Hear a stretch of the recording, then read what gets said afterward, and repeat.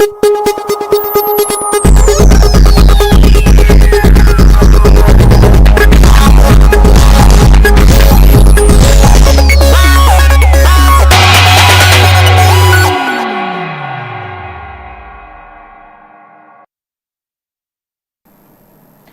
Kurumjari, Northeast Window TV dialogue ta meeting tabiri bapunong putaram nokchuri. Sige ko dialogue kitamjari pa topic Chief Minister Wangjing visit versus Manipur shutdown.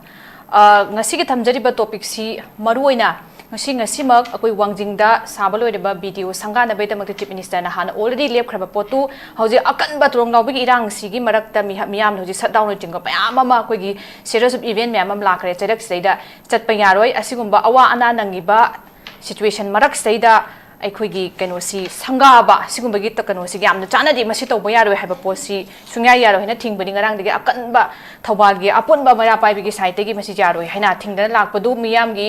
अथिंगबा सिगी मरक्ता ngasi हाइदिबसि माइ पाकना भिडियोसी संगाख्रे chief minister ना वांगजिंग द चटलाकांदा अदा ngasiगी मरुना थमजरिबा खुगी टॉपिक सी chief minister Wangjing visit versus Manipur shutdown admits shutdown across Manipur. Manipur da hojik si trong lobby yam laibak thiba thodok sida bayam sina hojik tali posi trong lobby gi thodok haina nataba trong lobby gi thodok si megi tarik ahum kumja lising ani ga kulhum dodi haurak kiba irang sigi a part of this ngasai conflict hai tare maram aduna masida great concern or HC sing na maram ne duna hoji ekhoi mi myam am sigre masida angam macha ani sigre ihau sida khoi saruk ya kiba ahum thawai katkhre aduga khoi si ngarang na hansi mong yam nungai taba thodokta ekhoi ambush sorokpadi ekhoi naga gi mi ani si gi wafam su leire aduna hujik si nakan dagi shutdown tausilakpa irang si myam kan khalakpa pose leire duna hairi ba pose sida maru oina miyam taliba demand si chief minister amasung home minister fam dagi di very clearly makoi sengdokpasi GC gi pi diba demand sing do khoi chapchana madu yana khre madu dagi hen ba phoba khoi pi gi habi wafam je leire basi poba yadabasi gyan tadre habi chief minister masama ka official statement si pochi ada mayam na raise tori question di haidi ba posi aikoi gi angang sigi chief minister kanogi trong lawgi thodok sikak loichin bagi wana tana masi manipur da hauri ba chahi ahum hayeng dangai de phadur ba irang sigi asoba part amani itcha ngasai gi asoba si provocation amani matam sang na koi gi nongoi kamadana leiroba sigi matung da dui taragadi थो इबा थौदोक से crisis से लोइसन न बगी दमकता हाइबा थौदोक सिंग मसे मखा ताना थोकतन बगी दमकता जेनरबा सिंग खुलाई पाइबा लमहेन तुहेन बा सिंग दु फार कांदा क्रेक डाउन तोर कांदा मरु फंगना मुथत पा अमसुंग असिंग मपाम दबा थौदोक सि मखा ताना थोकतन बगी दमकता चप चाबा एश्योरेंस पिबियु अदुगा मरि लेनबा थबक सिंग लोखत PU मदुना त्रगदि यासिनबा ngमोय हाइबगी ngasagi manipur gi apun bagi interest ta masida mayam changsin ba khongjangni aduleida masigi marak seida khoi gi chief minister na chatkibane duga mayam am laikre shutdown toba amasung yaba yadaba JC gi mai kai degi shutdown sida makoi gi dia no the part of this ngasai protest hai bo form su mayam laikre ana swai gi matang ki loina ma khoi kupna comprehensively nei na jana bai damakta ngasi gi dialogue topic si pokhacha mani khana nei na brasar ga bina bai damakta khoi gi studio ro jileng sin lai birai kai khumna jari ba panelist ahum de han makta da political activist Dr. HAOBIJAM GITAJEN oza GITAJEN buja taram nokcheri ani subada lengsin bidi basi akoi lamda masi gi cyclist and social activist ROHAN PHILEM ROHAN buja taram nokcheri ahum subada join to bigani KANGLEIPAKKI MEIRA gi chief editor akoi pabung samjai su ten matam gi manung da join to birani ahan bai sei oza GITAJEN da lakchege oza overall na ahan bagi hujik lai diba manipur da cha iba ayuktana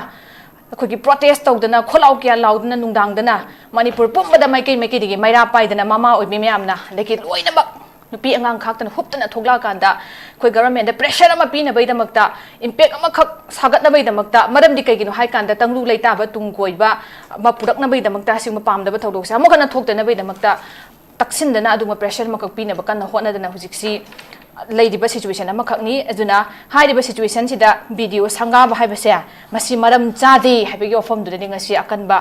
खोइगी Thoubal गा पुनु मरा पाइबिसिंग थिंगदन तौरिसि सिगी मरकसिदा chief minister ना चटला कांदा तौरुबनी संगाबगी थबकसिमा पाइखतखिबनी मरमदुना हुजिक लाइबिसे मयामना government गी context प्रजा मयामना हौरिबा खोइ housing चंगसिला इबा अदुग प्रजा मयामना पूरगा चलिबा सिदा वखलवन हाइदरे देगी शटडाउन गी सिपो खोंथांग गी लांगतना मयाम तौरिबा अवाना गी मयाम गी मरकता अदुदा मयाम सिना येंगिबा कॉन्टेक्स्ट सिगा गवर्नमेंट गी माइके दी थमैबा कॉन्टेक्स्ट सिगा सि अनि सि तायोनरा हाइबा फॉर्म सि लाई अदुना थोइबा थौदोक सि गवर्नमेंट करम हाइने एसेस तौरिबनो हाइबा वहंग सि कमाइन थंबिनि गजा अहमतदा नॉलेज विंडो येंबिरिबा मणिपुर जा खदम का कुन उचरी नोइना ngasi panelist येंबिरिबा इनाउ रोहन नमदि तमोसम जायदि लाक्ति लमिदले पाउता जरे तमोसम जाय मदि host video bikin SURBALA amde host staff dingo kai kun sari SURBALA ikoi yamna sathi ba dugumba ko yam tanik pa yamna panic hai tare ko yam tanik pa stage amda leiba dugumba Manipur gi khongthang ama hai tare ko hogi ba tai taruk ta ko gi thoki ba yam nungai ta thodo ko koi punshida kaw ngamoi da ba dugumba terrorist kamu sangin sathi ba dugumba terror gi thabak toba ko chani ko tomthin amadi leisna ko amana tha mari amna chahi mari amana tha manga ko chani tamthina hathiba mamana suanhiba adugi next day da khosauner ba miyamna ngakpi senbidi ba center security forcing da ekhogi ngakpi senbidi habagi pen da kholaw law bada ekoi tamthina haidare ko hatpi gi ba mi ohum adugi doctor na asi na myam yohum gi ba myam adugi paring nai na thrak matam da mu kan da na mu khoi litan da mu kahani tangkhun gi sinaw haidare ko koi lambi da ambush da na mu hatpi gi ba haidare ko sopan myam khang gi ba sigi sequence 2023 gi megi tarik ahum dagi tholaki ba yam nungai taw thodo wathok mayam ama ekoi leihyo mayam hindu marakta nungmai khara kapa mi khara mangba ele la mi pugi ba gari hyon mangba khoti ba phana mayam legre ko mayam legre pen da mayam legre ekoi gi bom kaptharak ba nungmai kaptharak ba bom na mi palhan ba so mayam legre adu asu open yawra bauda ngasagi I tara bauda prajajing si thoina adugi sentiment pen da khoto kya loram de ko adu angang ani leitra ba tung dai koi kan dan hai tare ko tholai consequence me am ji khut sim yeng madam masi yam line khan ba ko yam line loba kang om lady mi kang khar lei ko yam nungai ba hai tare ko ekoi gi sai area si di da mo wari se sum samjan ra ko yar na bani ko ekoi gi yam na chaw political party ma ko le baksun tori ba du political party ma gi mark ta yaw ba asagi party gi leader hai tare ko mi oi kharaga Then Manipur stakeholder, we will do Manipur Miyangi, Diet Logani, like stakeholders in the leader Maga. I could Facebook set on Hidarico. I didn't say a question D. Magi Tinazabi Mushina part of money. Go. Tinazabuna Magi Mushina part of money, but Amazu Magi Polgan play for Magi, leader money. Amazu says Magi party leader Nico, Miyangi leader money. Moy anegi koina dri ni gan ngana sana bada khoina ta matam da mimang tholopodo sky de hekta no torung tawi abra gan man khok ko taw dadi kaino ne gan kupino haidare ko akhoi lebaki issue ji yam nai khoi gi karaini phagi tarapodo mi sa daga sigi amuk paring samda jaraki ko aduna that angang ani sigi badagi horakanda ngarang bauki issue ngasi bauki issue haidare ko ngasi gi chief minister na akhoi kaidare Wangjing te thasa tingai issue hadare ko sathi marak se thokpa leibe mayam gi pen da kholau se ekoi kari no hakun hanai na se mai sarkar na tawiri ba lengak sina masi phagi ne khanra natraga na miyam talaba demand si kashurate na khanra tawjani ya jani khanra ekoi question kan hangning bani ko pangtaw to ya ni khanra ko miyam gi sentiment si kari no mogi politically mogi rajniti khudong chablo na hona matam da moi masen gi kai gum khara kara di political drama da ekoi mayam je Tugaira macam tugaira moi pangtau to yani khanra ko sing khang mel lay ko haji ngasi bawgi si minister no Wangjing jatu kai mamang da thube issues not only for Wangjing ta issue na te ko kangpokpi lei badugum ba UNC na ko ba to shutdown gi manung da kuki gi adugum lamen tu na ngang khara la ga to ba khoi ji ure ko phuna na to na no mai ka to mi an do adha no mai ka phok matam da di central security force state force me am je gypsy de marum na pathar chen khoi ui ko sum ying na jibli lam yam je den man na muk Wangjing te thagi ngarang gi leiba haji video office sanga bai matang si masi kayam yam important soi pot no koi hangning mani ko sina ai government gi sutai phatana magi development program to bai ba much ni to view ko sukai de adu intention ko uri ba khoina ko tangai phatana noi nacha na su sige siu kapke kapu wage wow lambi thoke thu ban to ke to tongning ba to ai na haidok situation ka ta ya de habagi challenging mut am yauri hai area sida ko adu ta ga sai area sida mu ko ni ai ji ai ko gi Wangjing gi ima ma khak ko ai ko loina de hai jaro Wangjing ha ka na su Wangjing gi youths mayam pen da kholaw la ko ta jai ko ate to mayam ko na kan da ima ben mayam ko dum ngang ko tai Wangjing gi particular ima khara ko sum ujabani ko loina de hai jaro ko yam thongna phana ngang ima ko ujai ko chief minister honorable chief minister si Wangjing da video sanga ba lak matam da yaning da phungdori ba kangbu singdo maduna kai ko thingo to ga di khoi thengna na bi dam to ko sem sara le re ko at any cost koi toksan le ni gain hai ko man ko ya du thama yam phai thagat le khoi ko mama gi matha da gi ताइबंग मिरोन खंगरिबा था मरीदा ngairiba angang ama sibagi awabai chena di mo phawang ngamde aduga office ama sangaba gi damta di ekhoi tokhanani haiba ngame ko tokhanani haiba ngame tokhanna badu tokhanani haiba gi challenge du tokhanna reng si ko anga ama hairu ki chai na ama yaning da bi law khung da nomoina pale su haire ko yamna promises way adugi ima sing du ekhoi ai selu tokjei ko selu ai selu tokjei selu ko yam thona phai aduga mama gi matha da gi sela ga pugiba ku ki terrorist gi damak di khongke sela ga anda terrorist laman khung ne habdi mungam de ko aduga sari ba video office to honorable chief minister gi tawda ya da matha to bi ko shukai de ko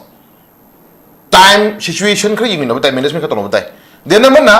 ekhoi sari phum da gi ngasi mak thanga da matam da office to paira chak do ki sulai te ko ngasi video office tu ngasi wangin kita sabiri ba dung office to sanga da ngasi sanga da matam da mafam da gi office pha ga pu gi do ka sulai te natra then phibam na ya da ga di honorable prime minister mergi aphaw honorable prime minister phibam na ya ga di a table da pham ga online da pham ga adum sanga ba su yong ri da natro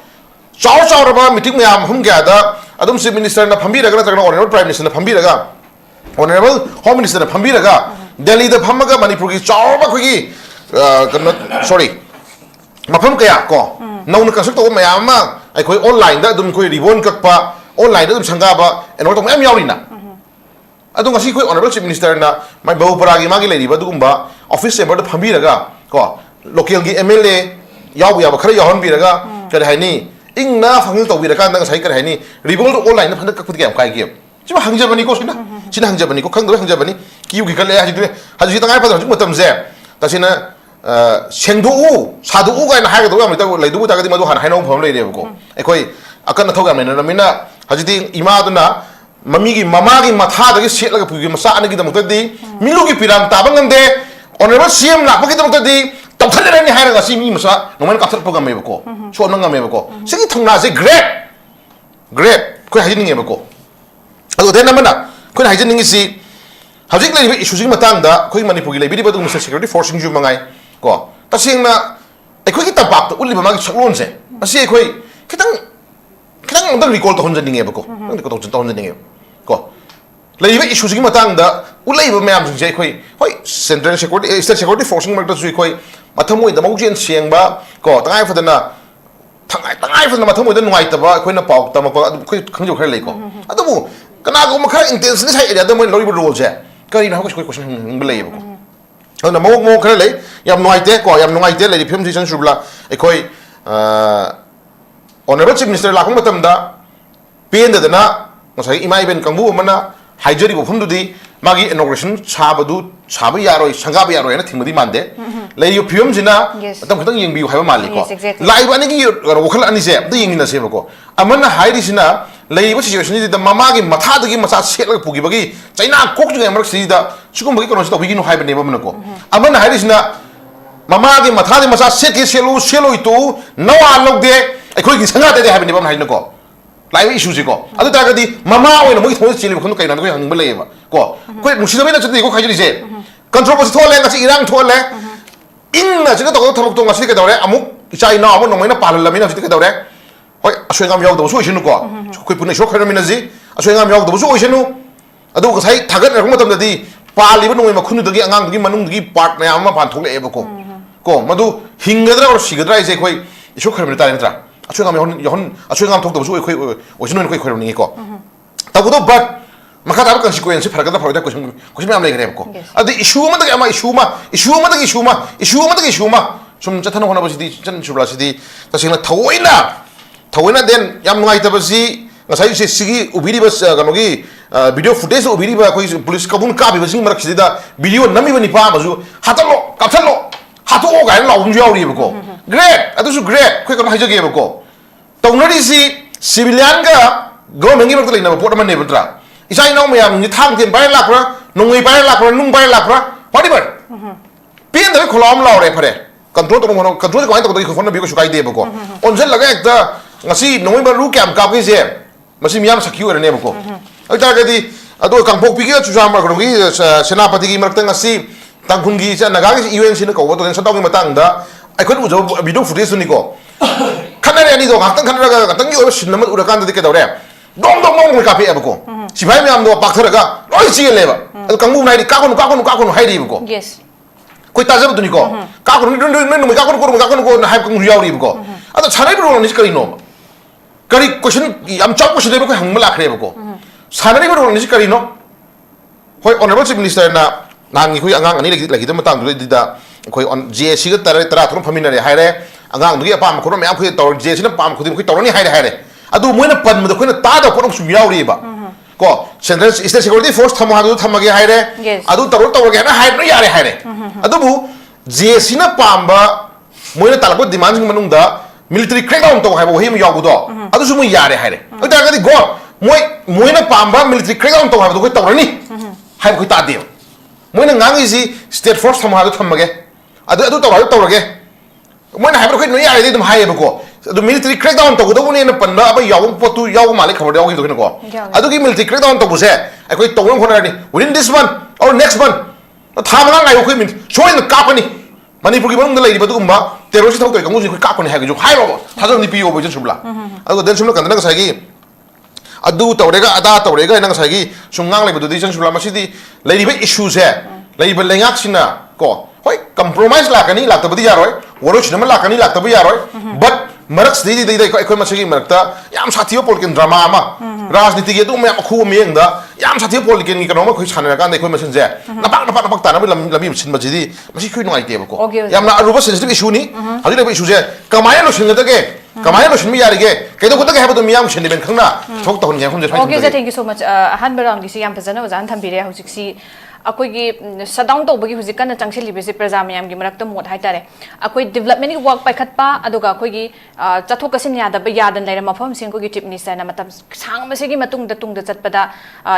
mayam ma tunga ba opinion mayam pin re yam phai yam phaba process ni adubu hojik oi ribe si priority se kai da hana pi ge de gi habi achoba question chi lai hojik akoi gi control to bangam draba akoi gi phajin punchen bangam draba kaw tha ba dong na khulai pai raga kapning matam da kapa yam da maning tam na lai riba asigumba mioi bagi kana fundamental right sigi chana pham lehendra ba ma sunga ko haning go matam da hat pa kusira si to bagi pot na makak lisang tha daga saraga leibe sa hana phajin badu adu na hana that should be the priority have a pot tu ni aduna development gi wa ko gi sanga ba ko ka be pot tu di ekoi ko na tawra su mak yaban dana masida hana priority bi pham thok ta bra maram cha di have du gi du da oiraga mayam chana su video gi si sanga bi si yaro have gi achoba protest tum sa thar pa pham tham jage loina na ko gi central security forces mang gi oza ko gi oza gi tan jan thambi ki bodu ko gi beyond central security forces ki thawong sing si gi beyond da state security force sing ja thadak ba khoi gi licha sing da yamna pena da bagi pot amasi han dai su lakpa anga hadak ki protest myam phong do I masi si kana na yahan bano masi pangtong de ka to ba yabra ataga khoi gi political executive ki achoba du gi ayaba do ma yauden di yabra adu tara ga di ayaba sma khoi ne pibra haibe gi miyam gi site so akoi pen da si myam am thame hai tare adu nai rohan da lak ge rohan han bagi oina hojik lai riba yamna kano to riba impending issue si context da miyam changsil hau azu ga sakana nam thana ba honna re iba akoi ing thana ba hai tare masi se align oi bran traga contrast oi bra masi ga me na kamai na assessment se kamai to ri na kamai ubi hai ai ha mokta da notice ta window bo ai thaga ba phongdok chari na si smaina mafam jare invite to birak paduga ai panelist ko panelist tamogita amadi paung samjai bai ai kongno na khurum jari ta seng bagi di hojik lai ba akoi gi shutdown manipur sigi matang da aina dualism mode amakak na hanje sum phongdoi tang taret sidagi akoigi haurakpa akoigi kaptharamaganda angang ani leitaba adagi trong lobigi incident siga dum follow up sidagi hauraga praja mayam je hoi loi wamin nare laiba attack sena ado shutdown je laukthom dai gi timing se ai khangjarak padagi laukthoe na dumaina pause taja badagi aina ai gi Facebook post asu nomagi surga chajaba tanjaba actually now singi ketang khanbira kanda shutdown je nattaba topa optional or vegetation libra haina hangba matam jeda public opinion jedum 50-50 lai kanagumba kharana yam pendana ron chahi taret khuntak pada khoi wa ba ya bo ware chahi taret khuntak pa warak paduna khoi ngasi sigi phibam sidai pai pu singduna pukhalam me duna angang ani leitabagi incident sigi sisina khoi gi lamjing maira mo oi halakanda handaki sida tangta ba ma khangaur si haiba mochu yam chauna phongdore adong ngrang na handaki khoi JC ga adagi akhoi shutdown lauthok piramme na tawriba imai bel sing sigi achauba miscommunication ama leibe matang ju aise thawai nungai mandana victim gi family da chacharu ai personally hai tare ado imai bel mayam su lak phira kanda keno tawe ado akhoi na hojik thangiba khongthang jidi aimakna su dei public na hojik thangbiriba khongthang jidi imung dugi family dugi duga maru aina yamba mangal leigidaba akhoi gi angang ani sigi mapa aduga itai magi akhoi gi sentiment du khanga ga itare yam badu na magi thamoi dagi yam pendana praja da khoi sinajare praja na phagadaba mong da tawbiro haibadu ni koina jik tasengna chathari je duna ngarang si khoi je sina dum moigi apen pen hoi moigi mayok ta leijabadi na te moigi su tongan ba terms and condition yam leiram ba yai tawbada bu ngarang moina shutdown lauthoi badu akhoi kem ta mari leina de na still lauthorok tar ga su yam ngakpa madi tongan manipur gi kendra loimakta masing thikam draba praja myam thola ga protest satpi gi ba tu myam loina dum news ta kai da loi ubira ba ngak tane khoi su ngarang dum release ke dum akhok jingjare lakchaningi bo wafam je je government je tha ahum bhadri ai su sum mayam dagi sum mot khar laujaraga yengma matamda yam su scarcity oina social media daga tawrei je amarom da maitai amoina haitare khatang akhoi gi community wise la maitai amoin su khatang nungaite nahandagi honorable cm na wana kangpuk pi landana jiri chattana ukhul changjindana adidi akhoi gi tengnopal chatkani adagi kaino yokshin gani chu champo yokshin gani na fazaba momentum am sagalakta kuki gi jaga da changba ngamena utlingai tanja jida ngasi di social media da asuk wana hona jari ba kaino se khoi gi cm se thobal lan bangam da cm haiba mingthon amamu ngasi dei ti pi gare hai tare aidi nandagi koi ching chat pang ngamme dana khoi gi utna ba tawri ba pot tu ngasi di akhoi maitai gi te marak sida su thobal lan bangam da si akhoi na pijaba kaino na te ko aidi mayam na ji public na pirak pop kaino ne ado video gi kaino si office si tangai phadana sangga da ba ya da ba ngasi simak sangga da ba ya da ba reason lei ba zatla aina mayam jin hangkan da su hajik tamo khoi kit na su pan bi gre masi dum pharak taba matam da di khoi visually sangga ba su dum tamo ya ba pot ni masi adubu tangai phadana public sentiment ji kitang khangbi ga hadi shutdown aina hajik manipur gi sin matung na kachin ko ya dagi mai ba myam na even ngarang gi jc gi mot tu nuai tawa phongdo ga lam dagi mai ba myam na koi di shutdown si makha ta jari jc na tang ta ba ma maron na chumri pau gi akoi loina protest taw gani na hai ngai timing ji da koi honorable cm na chat tai ya de hai ba gi mong de ya da bai mong am da ngasi wangjing yokshin gani taw ba si amarom da masi public sentiment khangdabani haina iti laujai hai tare sigi mahutta mana phajaba mong da honorable cm na dum phajabi mong da pare prajana yadrabani na khoi masi matung tarak panumit amda tawrage tawbada bo hojik changchali ba shutdown jidi praja gi sentiment do yengjaraga khoi dum I understand tawjarage kona tawrasi haiba matam da su mangona dum press phangada ba pone hai tare public keno phangada pone dubu adugi pura ona taina ba da tawramina hojikti adagi muk yam nungai jada ba se si mayam gi public keno ni ko mo ni ko ina sum phongdok jare je honorable cm kaino chatli ukhul chatli mayam na ji phujung phongdo udani ukhul da dum asi na dum thoi ngasi hairok ta chatli hojik khoi gi itaw ma wangjing chatli itaw ma hojik nomaina pan bagi dum paw leire chalu jaga si da sumaina asi na thopagi poche katang honorable cm masu mathang gi khongchat tadi aina chatturi ba khongchat china praja mayam da kanaba natraga praja mayam sida community wise or natraga praja mayam sida intersectionally moida nungsi chana ba porakani natraga chakhat porakani hai taragadi chatpiyo adu natadana tongana asi na gi pot yarokada bo taragadi honorable cm su public sentiment khangbir kanda chattabana chumgani haiba wafam si ai admaina thamjaningi aduga tashengbagi di hoi yam su sensitive oiba topic su dum oire hojidi kainom hai je tamo dum yam lu ba matang ni hai tare ko adubu aina su personal natabida akoi gi honorable cm da koina request tawjaning mase public sentiment ji kitang khangbiu public na pamba aduga public na pamba pot hai kan hekta public na adu tobiu hai ka loi chatlo hai banate public na su approach tarok pamong da public na approach tarok pada yamna structural oiba constructive oiba suggestion mayam ma thambire e masi su honorable cm na kitang public sentiment khangbira kanda yabi gadra haidana adum tanga ai first round jai maina telam thamjai okay yam bazana thambe koi rohan so hojik se miyam sina changchili ba ihausina थोइबा थौदोक्सि लाइबक थिबा थौदोक्सि भेरी inhuman रब incident सि मखा ताना अमुक खना थोहन बिगनु थोक्तनबा एश्योरेंस पियु थबक पाइखत पियु हाइना डिमांड तौबा अदुगा मसिगी पाउकुमदा in response to this chief minister ना होम मिनिस्टर ना अखोगी चार्टर डिमांड यानबा अदुना मदुदा फो यावद भोबा अखोगी अयाबा पीबा अखोगी मणिपुर स्टेट की अखोगी पुलिस की सर्विस पोस्ट में पीने वफम फोंदोरक्पा हाइतर मसिमदि येंबदा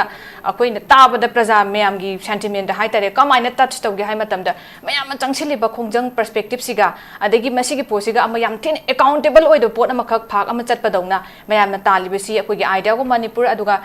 मणिपुर की इंटरेस्ट एज अ होल चंगसिलक्पा पोस्ट अमुखना थोक्तनबा लाक्पसे यामना एलाइन ओइरिब्रा यामना कंट्रास्ट ओइरिब्रा मखोइना मसिबु करम हाइना मीटिंग थमिगे करम हाइना असेसमेंट चथरिगे हाबे चोबो वहंग अमा हंगकपा अदुगा ma'am सिगी ngasi protest sigi den nam khai da kanda koi rohana chu thamkiba within the territory da ngasi chatpa ya kidre atopa pham sing da matam kuini manung da chatpa ya na proof tom kibadu adu masigi amatong jaba amasung amang jaba masi consequences dum naina ba ya bi dum chauba chaung adumak lai hai tare aduga ai pabung da lang sigi pabung hojik si administrative shutdown across the state kana tawring mrak sida miyam gi athing bagi mayokta koi chief minister ngasi di chatlaga wangjing da video koi sanga khre masida लाक्चनिंग से बुंग हुजिक लाइदिबा प्रजा की sentiment अदुगा government की थमिबा post अनी सिगी लाइदिबा थोइबा इरांग issue सिदे assessment जे कमाइन तविनु करी meeting थमिनु हाइबसी Pabung की Ahaan Bayon थमिबा नि थमजगे आई हाल मतर अखोगी अखो दालु ताबिर मयाम पल कोक नोंजरे दुगा सिगी टेंशन नु पेनिर सनी बसोने क्या खुन उसरी आई थमजगे अखो पेनिर सनी फजन थमबी खरे हुजि आइना हाइजेनिक बिदि कैनोने अखोना खांगबा गाक्तनिको हुजि मणिपुर थोइबा अखोगी इरांग से सही अहुम अखोगी फरक दादु मी अहुम दा फागदोरबनिको अदुबो इरांग से करम मतमदगी हरुखिबनो करम एजेंडा इरांग से हरुखिबनो हाइबसी मयाम मखोय मणिपुर लंगा ब्रड लंगा मणिपुर खगबनेबो लेगाक से हौक करी इरांग हौक करी इरांग हौरब से करियो हाइबदरा मणिपुर की अपन सकतम थुगाइरा कांदा को separate administration form of Indian territory अमा सेमगदी हाइब दाबी तौरपग लोइना हा जिनको के दाको टेररिस्ट नि सिना कोगी मणिपुर मा की सोपेटे गुइट पन मैम ड्रोन अदि मिसाइल बम तो मैम तौरगाना बीजेपी के लेगा लेगी मतम दरा कोगी चुचानपुर एपिसेंटर उरगमना लांदार की बनेबो मतम अदुदा कट लाउना कोगी मणिपुर के लेगा लेगिको मणिपुर के स्टेट फोर्स लई अरे कोगी मतें पांग लाकवा कोगी सेंट्रल सिक्योरिटी फोर्स पे लुना लेयेबो अदु मतम अदुदा अदुबाना दाको टेररिस्ट नि सिना मणिपुर पुन सकतम थुगाइनबा होंदरकपा अदुदा कोन मन जुम कई मई थादोक्तरा मिया थिन हाप मतम लेगा के हाप मतम बीजेपी की engine number 2 engine number 1 BJP सरकार दो अदु मोई लेना मोई ममांदा कोई मपी पा लेथरबा अखोई सेवियर प्रोटेक्टर को ngapi na chenbi na kanam leiter bo na koi je sabji khai na chila kan da koi thangjo kok ta hala kan na kedowi masagi mai mai ke mai tharo pikre mai tharo ke bafa bo choran purdi bulldozer athogil ga kem gai bi re kana ki mamangda bar daga ki mamangda ban pulenga ki mamangda chile hab reba adu de tro ngasi koi tongan ba ki relief ken ke among dra koi hoji IDP lising hum pung matak do no mai wa li de na suhai to sibi yaw khre lai mong sibi yaw khre chikara ra koi kana na bi semi lai de ge ba masi ba tam bi ra koi lengak na adu ge koi agoi lengak lai ri sasal lai ri lebak se rul su lo chop lai ba ni ai koi se election ni batam da akoi voter sai trai ban suba ma pon bodra bot thadra ga koi je me mi koi na athagala puni ko hai ba chik ba da ko ga me ya mo chula ga ane ge magda afo mari hai che karib da ko na mo thamangam gi da bane ba ada ma adu fundamental right human right pambi ba am do loi ma Bharat की constitution पीरी मैं पुनः कौन चाई कोई जगह P चे लेना lucky मेब अदौरे याम की लेंगाक तो लेंगाक तो ममांग हाप खोप मैं पुनः करीम गंद्रे चीफ मिनिस्टर तो दिल्ली कौरे दिल्ली कौरकान माबू चीफ मिनिस्टर फंड की रिजाइन तौलेब रिजाइन तौर मनपुर कदौरे राष्ट्रीय शासन अखोई पैसे लाएबको पैसे लाख पैसे करी तब गमी अखोई मनपुर इरांग लुसन होना गमीब्रा मनपुर थुगाइब होनब अखोई नाको टेरोरिस्ट मैम मनपुर की पेरे फिर चिंग तम मैम लोम मपांग कन लेरु मैम पुनमक सेटेलाइट की जुगनी कनाना करीनो करीनो है लोई खंगनेब मदो मिलिटरी क्रैकडाउन तौर तकाइगली है करेज थौना मोई लेब्राब लेटबदी अखोई मनपुर की अखोई फिल्म ओरपर तरब फरेने अखोई चाही फाइनेंशियल PR शासन लेगा शासन कागों चाहिए मैं यहाँ से करीब जिंग बिरम दे बहुत लंगा ना Prime Minister Narendra Modi, Union Home Minister Amit Shah, Defense Minister Rajnath, Atai Mayam, what about Manipur? Mumbarki, Makumha State, Amani, Haida, the Huna, Kujin Bitabnebo. Taklash Diesel and Tamakuna, no human right, Panama, come out with the Lady Neva. Or the Kuji Captain, with the game. A quick captain with the game by age.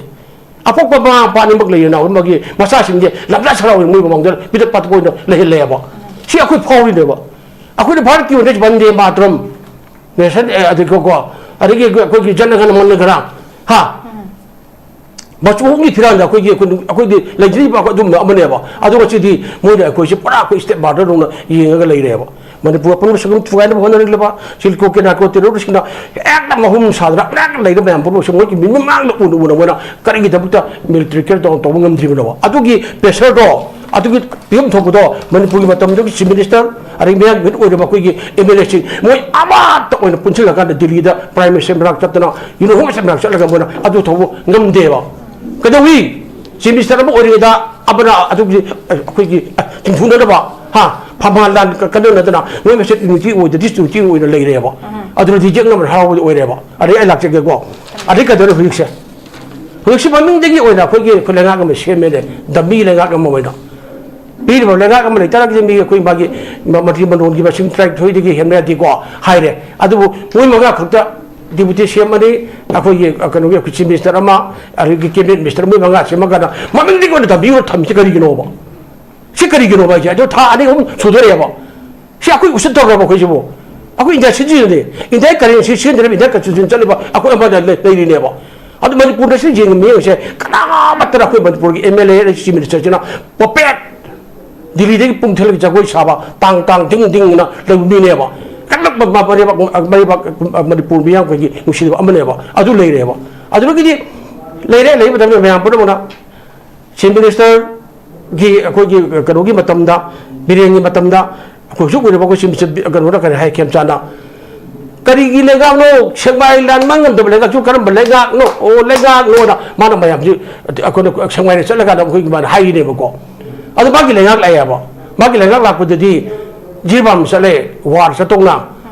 ಪರ ಫಿಯಾಬಿಕೇಟ್ ambulance ಕೋ ಚಲಗ ಮೊಯ್ಸ ಸಲುರೆ ಹಾ ಹಲೆ ಹಲಪದಿಗೆ ಕವರ ಹಲಪದಿಗೆ ಖುದೋಲ ಬತ ಚಮನ ರೇನೆ ಸಿಗಿ ತೋಂಗ್ರೋಬಿ ಬಿಶಬ district ಮೊರಾಂಗುನಿ ತೋಂಗ್ರೋಬಿ ಅವಂಗ ಕಾಯ್ದ ಲೈಬ ತುಮ್ಸದನ ಮಮಾಗಿ ಮಥಾದ ಲೈಬ ಥಾದಕಿ ಅಂಗಾಂ ಥಾ ಮಂಗಾದಂ ಚಹಿ manga ಸುರ್ಬಾ ಮಚಿನ ಪೋದೋ Bom, aku kapsen dalam bagian hatu pire, aku pi mana, makut tu sok terpakai dalam damcina lagi bago. Adu aku ni seviar protector tak pi sembira aku kenapa tak litre, hai jauh aku utle bago, memang aku thambai kiam sok re. Adu kita betul dia tu kita memang kali betul dalam musuh, ID kapok pi lala ke sat kari, adu sat kari na, pai pai kari itu, satu hai le ID, macam tu sahau berarti aku ID. Sat ni mana aku ni sedang buat kapok aku ni kanu tak, cenap di sat le bago, cenap di sat le. Adu senapati itu cuma halakpa batanda kampung pidak mayam aku simsel air opi benda tiba. Adu tu aku ki MLA aku udah nampak wali sana pergi water apa. Adu halak kedui kan aku tu lalu tahu mayam aja deh. Semua kan ukul dah, ukul dah bagi, mayum dah hancur bagi aku ki takun lagi, mayum dah bayi mata hancur ibu tu. Adu tu mau nomor terakhir tu tak kaya kan, mau ini mau happy deh apa. Hai mau happy deh apa. Adu dah gini. Pun maksud aku ini gapi sendiri macam lagi lagi, adu kena lagi hai masih aku ini si jauh reba, si jauh dah gini, macam pun maksud aku ini pian jam macam pun maksud aku oh, nui lagi ko, MLA lagi, Minister lagi, nui macam lagi na, nui ke mamang dia aku kalkung saya ba, lepas boleh siapa, macam pian reba, adu dah teraba, adu dah terada gini, GSC ke undare warisan re. Ada lagi ambil warisan berarti GSC na warisan dari bahagian suai bah imung juga mana pasang aku gini mau warisan jadi kan berarti apa ini? Mungkin bagi ekser pamba tu pamba berarti apa? Khusus aku gini hal ini mikir aku memang perlu tu aku gini acum bawain piu mau kerana mau kita ingin betul jatuh hai berapa mau gini si hai berapa? Atau berapa? Tahu ni hari kan? Mana ayah tu ni hai berapa? Ayah nanti kira jangan torok ni na, hau ya ini hedi, tak hai hau ya ini ada. Setakat bahu ya ibu, aduh kan bahu na, ya amna aku kita terang na tahu tu pakai pemerintah kayu ngam dia ba, aduh kita mi piang terus, macam mana? Orang pernah oh aku kita pergi sembunyi ba, kami terus ko, lepas tu dulu lu cepat lepas udah terus ko, hai pergi sembunyi dah, orang lay dia ba, adik mulai hari ni adik dia gomendas ko tu jamna, aku misalnya mayam gi akoi gi shutdown to bi no angang sing lek tamba phangdre subom no khangdre wari hai chahi hum jira bogi ngi bangani shutdown gi la na chahi hum jira akoi bang em sidi ha kago sai subom no chato masa gi min chato opol jenda parga thamaga sa man le re ba lek tamba phang adu bang ko jida ngi bangani jang mayam shutdown to he matam di as mang tak ten loi ni to ni hai ri ba kai no ba adugi mayam piedab dugi na tro mayam na koi cha mandra kana shutdown to sa mangani sha sigi maktra tro migi manipur gi wor me chibin soiti gi kokomi ha kokomi da kadoi moi gi bjp ama chungma gi ma pon mak to moi ko khona tatra ba che social put ku thabak che ko chathap no tra ba kokomi gi leader sing mayam pon mayam chi masak nai ba mare bak mare punu si ba kam lung dak te ba ado lengak si mayam ga lengak ka mari phom mari le ngam mak tre mayam gi kholong bu ta ngam tre chumo to ngam mak tre arigi loi to do ga di ba kokomi ro yo ko social put ko to thabak to chathre ba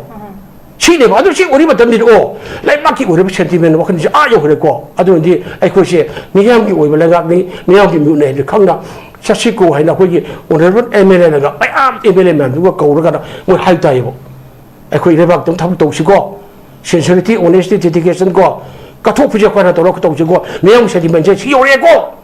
hai no moi machine adu go ko chi mister na ko tai bo ko ado mayam na ba bo Wangjing da adugi video akoi sangab gi dudi nang lakan hai hai dudi monggo da tap tana du thing gi pire gi makam gu tai ba huji ko mai sai ba mayam nang to me ju hana ma chi lotion phon ru sarkar le sasal le lebak se group of lebak ne do nu han u lo bang tai di he kula ka berti ke don to ni prime minister atu unen da ba chi minister pachin gre prime minister bawang lepak ga chun haloi nai re manipur ra gi ko sindra gi di govindas ko thun chak gre yune hom se ule re ha imele nam sang he hai ga adugi mo da ma mo da ko ke go abdang mo da la ko ubra ba adu o da do bu la ko pir o ba chini ba me am ne pin de ma pa ni me am da ga akoi ka ha du no ya asami chi minister da akoi ki sa hai lo ba akoi chi minister le ni na ko ho minister le ni na mo da hai ni ba chi mo da ne ngai to jo me am hai ja ba ba adu me ga ta bi de ba adu di miyang mama chuna ga adik sem bunda mung na bagi wa ho che ko di chief minister sin mo yo to re ba masa ko gi no ga sin hai gi to yam chum me war ki prime minister na mi gi chi sangga ba project yam sangga ba yam di ngora chapa ga chu ba chu gi kutang da ha ibi ma mi gi ga no do reserve pi je do par chu kutang da wasak mo bu tra he yes ma wasak mo ba chi la ka ma chi ba wasak lo ga ba ba adu ba yari du di prime minister yari du di adu lebak chi film ji da ai ne se chap khop to bu mayam do nuai tre ai bu shi ba de ai bu shi de te adu khala ga ma na de irang jom chok thoro ni ko irang ama de irang ko me ni peti me jaw bi ko achiri ai thor bu chum de da na wa kan du khala ga na khan bi ra ga ma na akoi gi sat ta ga chum ga ba gi chen di office gi ko banglo de gi ba chu ni khutang da ha sagara ko ko fu ga loi re ba shi na chat thau ting na 아니 mayam ma matam mahang na ikala roi ai leibak musib di phom oire ko ai ra bak chi wari je akoi kal ge ko adra bharat na gana khori je ngai ba sanir ba poksi war mo ni ju ima ma gi akoi dak tin na ko te ru si ju e na hajri je ma si ta khai na koi manipur je dang gi o chanti o hele ge na adra changchi na ko ma ko ke ko ut o ba okay baba adra dra ma na si tung chal ga di miyam na du pam di har ga ai di leibak ma pu nei ngam mi har ga da hili ko chopar ta ro chat le na mai aduni chak chak miyam gi de ba chingre ba gi sakti ju la na chen gi phim de le ne ba chopar tare a chale ga miyam gi hong hor pa di ngang dang di ha bi he percent am su thi na sok tra le re ga si na mo spo ma ha ha thi na sok tra le re ka gong cha le re si ba pa bi si bo ai na sangga ba chalu bu gi de mi bu no mo de ka pra pa la ba irang thol or gi adu u ching ba ba hey miyam ja di ne sia ha ai miyam jadri ke to dina do ai jadi kari no ai da as leader bo lo kun thobu role do log do bidi ni ko adu ai log ho ho dara ge ai arum ba je kilo tra ma thaga bagam de ai kai no da ai thaga gam ai excite to ge ha chi to go ba to bu de ba miyam ni pan si ne khang do kari gi no ba adu ga si jo irang am ga ta irang ari lo lo si hap de ba ki ma to do le re ba ma ga phamin ne ba ga to ir ba ibi ma sara devi bjp pradesh ki ha ha ba hai ge da ni MLA मैं आम ज्ञान था doctor ले पंग जब जाऊँ नहीं बको मुझे कदू गया बा matang was from Jadi have you couldn't hide them never. I don't want 100 million my just when I lay with Tarba. I quite like up when I could make up the Punjuni. As a Manipura, separate administration provide nutrient Taliba, me the way after Hato the Toiba may put Jumbe Tarijin. Takai, quick come here. We never come here. We come to the Tomikano. Like that lady, Shashan lady, Lebak to Ruto to Lebang. I came Johnny. I say, can only Home Minister, Govindas, Potok Germany. I immediately may have had a whenever Kalagam Betty beat it over the never. Masal, she give Mamatima people come the lady. You know, I don't think Mianga for Marie Tangudaniko, Mianga for Marie Tambalega, do that for Barana, Udribity, Mianga for Balega, Tamagandraba, Miami Colo, Tabitha Blaga to the Canada shoot up for Blaga, what do you never? I don't know, whatever she minister. Kemsan, Nanje, Levak Namatika Senda, Shinsertita, Unisita. Ha! You Mogale, the property, Sanabati, whole property, pipe down Pangaba, Sanabaki, Karatang, Gadugina, Mina Harineva. I don't know how to talk over. I could say he put out for the cover to Rigi. Kageva. Kangamanaga to Atras Haloga, Emara, Dorga, Udika Kageva, we can't ever go. I don't have get Hido. Kagawa put the hair. Masi paru tu hai, thongwan thadar mu hai, langsil mu hai. Hui yam lei de pai mai abiyam lei de, mai bak tu wa pai mai abiyam de kapsul mu hai. Hai phim da kui chadab gi lung lei de ba ji gi. Ti ko de tu na ai hai jab di. Whatever Mr. Passes for how ho de. Hai ji ko. Adu bu ti niam na pa be bu nang man na ga thama mina. Hai bak chapiro. Da pai Mr. da chapiro. Ibo ko na kari gi no chahi hum ja koi mai khang no ga mi tau ri sha. Now, go to the roots of the kite, we don't lay it, set a regular Uri, we can get up to do it. I do hello, I don't know, not to lay it. I don't have quite how to do it.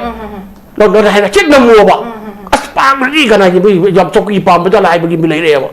I don't know, young Warrico, I could say whom to go what is it. Kangkong said he said to contact with dog, we drove Harry-Nico, Harry Tamsaki. Okay, Babu. Yam pasana po na hanbara disu thambire hauji si yam tina complex ora ba situation sige complex ground reality si akoi legislator sing lenga bai ba lenga opposition gina karam haida masibu analysis or navigate tori bagi habi sa bohang amala e maram di kai kino hai kanda prajana changsiliba ihau sing se koi demand di tawda ba di issues myam thokle je demand se tawda ba ya de adu pressure pi de ba ya de singumba thengkhang kya tholak pa du chai jara ga dum tok tu ra habi wahang si ma koi gi taliba pandam du di phangdana adu ga kai gumba waroi sinama kha koi gi compromising ground am de la kanam chai jara tok tu ra ba form sim la e duga maroi na hujik se ai mamangi du de su kan tobi khib dai Moidigi Tambasi Mari Manga Fare, Huziksi, Home Minister, the Chief Minister, official statement, as soon Tambasi press briefing that otherwise inquiry Chatari, Huziksi, inquiry can Chatari, the Namaru and Pan Beses, Minor Pan Gibamale, Assam West Bengal election, she should lay Bendana, Sulurakanda, a hen ba, a quiggy, can counter insurgency, the hen hituishing toida, additional force, Karaka Yaurakanda, Masi down Chatabagi Port Aduga, a quiggy duration, the Hatata, Amadena Anipugimia, the Jang of Yabo from this minor pan, from Ziladubu, Mashidani. Hena mayam si khoi saung na badu hela kanda khoi to sawat an badu hela kanda ko thogla kanda irang si protest kan khat pegi macha ma oirabra masida akoi gi thaja da begi pot ama kak trust deficit ki chauna lei di gap sida akoi gi thabak oin action toina kar uhan begi pot ama ta daba kudak ta mafam du da yam lapa sunate akoi ning sing baya kashmir ge koi gi pahalgam gi attack ka chathe ki bathawong sing adu kudak ta kari gi crackdown to the operation to the habina ching base asi ano bam na tre mayam loina mak adum hair ga lei ra poni soida to gap ama kak lei bisi kari gi to di habis na hena khoirang khoi saung na halaga mayam si protest kan kan bagi masa ama oirabra haiba question thokle aduga protest tawdaba yade adu protest tong thoiba mi cham yam chi chai jara jara tok to riba demand je phangdan haiba wa form je uja gita jene laksige kamai tham biding uja chanshubla protest se ekoi project na to wona un gum se ko aina sum to sum nari ni ko koi tamo sang sa haibi budu da tamo haju se wangjing chalu re halaga sida delhi chepodo ai chalan indri tamo na khanda di haju se chujampur ko mori ko chalan ningi tamo ko chujampur mori sa pigo shubla ko Chujampur Moriga Chapigo, Chujampur di Mogi, I tele, Habra, Ketele, Habra, you tele, Habra, Jetele, Habra, Tamama, the Nemogitamo. I see the Henning Tamoko. I'm cook with the Namoi, Kotu, Habra, Kokta, Habra, Kok now, Habra, Malay Nebuko. Yam Kanba. The Moria than a Moi Keso Habra, the KW, I reckon the Tamoki, the Nemoga, Kraganokra. The Tenopol Lagadi, go. Toy consequence talk by and one to enable Tamoko. Chujampur di Mogi, I tele, Habra, BTL, Habra, Buffer land as Hilakan look highly I'm done checking it. Don't check any. How you whatever sim this Gimaki Tonaze. thongna se hojik senapati yobirure hale ko adum aikoi adum senapati chalubagi adum response adum phangi tam ko rukhul chalure hale adugi adum koi mi amani sire jiri chalure hale koi chani ani koi ani sire anga ani sire mi hom sire tam ko aduga chusambur chalur halakbagi khonsi maju ko yingningi tam ko yingningi a sibasi ꯑꯩꯈꯣꯏꯒꯤ innocent ꯄ꯭ꯔꯖꯥꯁꯤꯡ ꯁꯤꯕꯗꯤ ꯁꯤꯍꯟꯅꯤꯡꯗ꯭ꯔꯦ ꯇꯥꯃꯣꯀꯣ ꯁꯤꯗꯤ ꯁꯤꯍꯟꯅꯤꯡꯗ꯭ꯔꯦ ꯇꯧꯕꯇꯕꯨ ꯊꯧꯅꯥ ꯑꯃ ꯌꯦꯡꯖꯅꯤꯡꯉꯤ ꯇꯥꯃꯣꯀꯣ then ꯑꯃꯅ ꯑꯁꯤꯅ part ꯑꯃꯅꯤꯀꯣ Surbala then ꯑꯃꯅ ꯃꯃꯥꯡꯗ ꯑꯉꯥꯡ ꯁꯤꯕ ꯍꯦꯛ ꯍꯧꯔꯛꯄꯗꯒꯤ ꯃꯌꯥꯝꯁꯤ ꯄꯦꯟꯅꯗꯕꯗꯒꯤ ꯅꯣꯡꯉꯥꯜꯂꯒ ꯑꯉꯥꯡ ꯃꯤ ꯑꯍꯨꯝ ꯁꯤꯔꯦ ꯄꯦꯟꯅꯗꯕꯒꯤ ꯍꯧꯔꯛꯄ ꯏꯔꯥꯡꯁꯤꯗ ꯒꯚꯔꯟꯃꯦꯟꯠꯅ ꯑꯩꯈꯣꯏꯒꯤ ꯇꯣꯇꯦꯜ ꯀꯥꯔꯐ꯭ꯌꯨ ꯂꯥꯎꯊꯣꯛꯑꯦ ꯇꯥꯃꯣꯀꯣ ꯁꯤꯗꯗꯤ ꯑꯗꯨꯝ ꯌꯥꯕ ꯇꯥꯃꯣꯀꯣ ꯒꯚꯔꯟꯃꯦꯟꯠ ꯍꯥꯏꯁꯤ ꯑꯌꯨꯛꯀꯤ ꯄꯨꯡ 5ꯗꯒꯤꯅ ꯅꯨꯡꯊꯤꯟꯒꯤ ꯑꯌꯨꯛꯀꯤ ꯄꯨꯡ 5ꯗꯒꯤꯅ ꯑꯌꯨꯛꯀꯤ ꯄꯨꯡ 10 ꯐꯥꯎ ꯀꯥꯔꯐ꯭ꯌꯨ ꯊꯝꯃꯦ ꯑꯗꯨꯕꯨ ꯀꯣꯝꯊꯣꯛꯑꯦ ꯍꯥꯏꯕ ꯇꯥꯃꯣꯀꯣ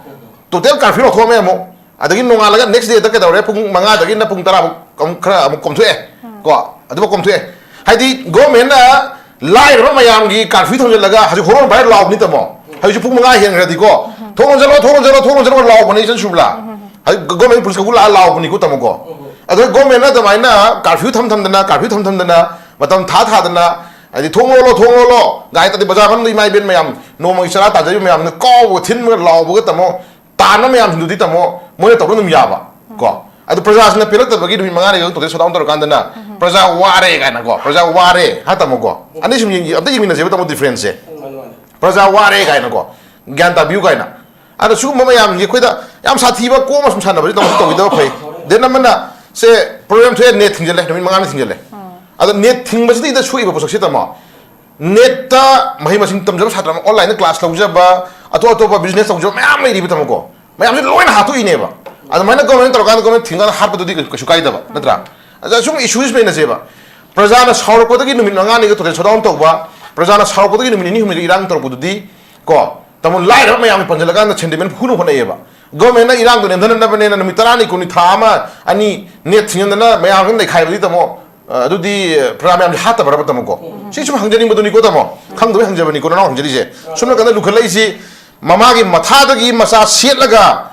कंगाउदना लैबा इमाइबेन मणिपुरी इमाइबेन मयाम सेंटिमेंट जी खंगदब ममाय खला इनि तमको ममागी मथादि मसा सेलबाउदा इचा सेलबदो मवा लौदे नवा लौदे खमना इमा यखलाबने तमको नवा लौदे खमना इमा यखलाबने तमो सी जोनबा राजी तखलाबने तमको अदु sai hangchen sumla hangwirido mamagi mathadai masa setlabauda adu su taiba miron khangriba tha manga mabuki mamagi mabuk jingjari mama anga ngai tare ko adugi masa du kaina bauda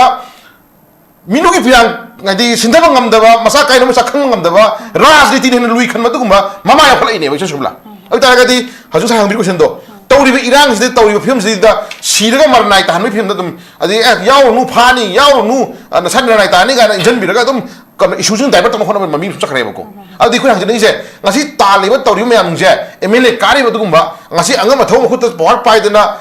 kabi ngom no kabi ba chai no chino mayam hindu mugidi yaw da ba saruk siko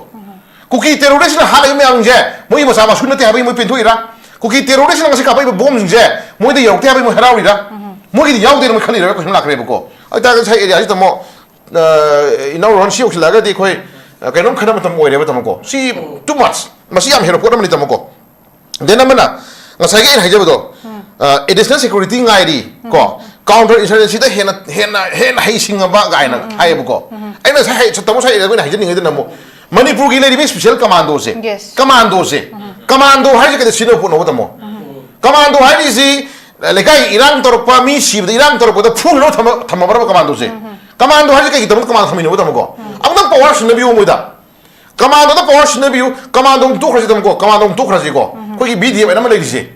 hada ki irang thoki lan no se ju tamo bdf manga na saba to ro fiam sa ko tamo chi ko ron to fiam sa de mo sen pa sing tay pa tara ra khang do hi tamo ko ado thabak su pura day and night whole day thabak sin hi ni mo chi ko ado irang thukri mayam je banker masa am sa ga moi manga tar ma thamo ga ne adum kapna ba adum thengna ba moi thengna gi ba ko mayam na ha khun ga ko mayam ni mak adum yakshan ai di adum dakan laina ga mo ju param no lai gi ba ko hai su video min sing tara je tamo phana thabak sin bi no tamo de yin na moi regular ta thokpiro commando special commando ri kamu singa pumiro mi gi ngatang dharna phamada tear gas ka pa ade ojala mi phu ba imai be na butna net pa imai be na sa ma phi chingba adu ma thok to bi da hani na tak power sin biro among Takapiro. Mamang the Tamo United Hidrakano,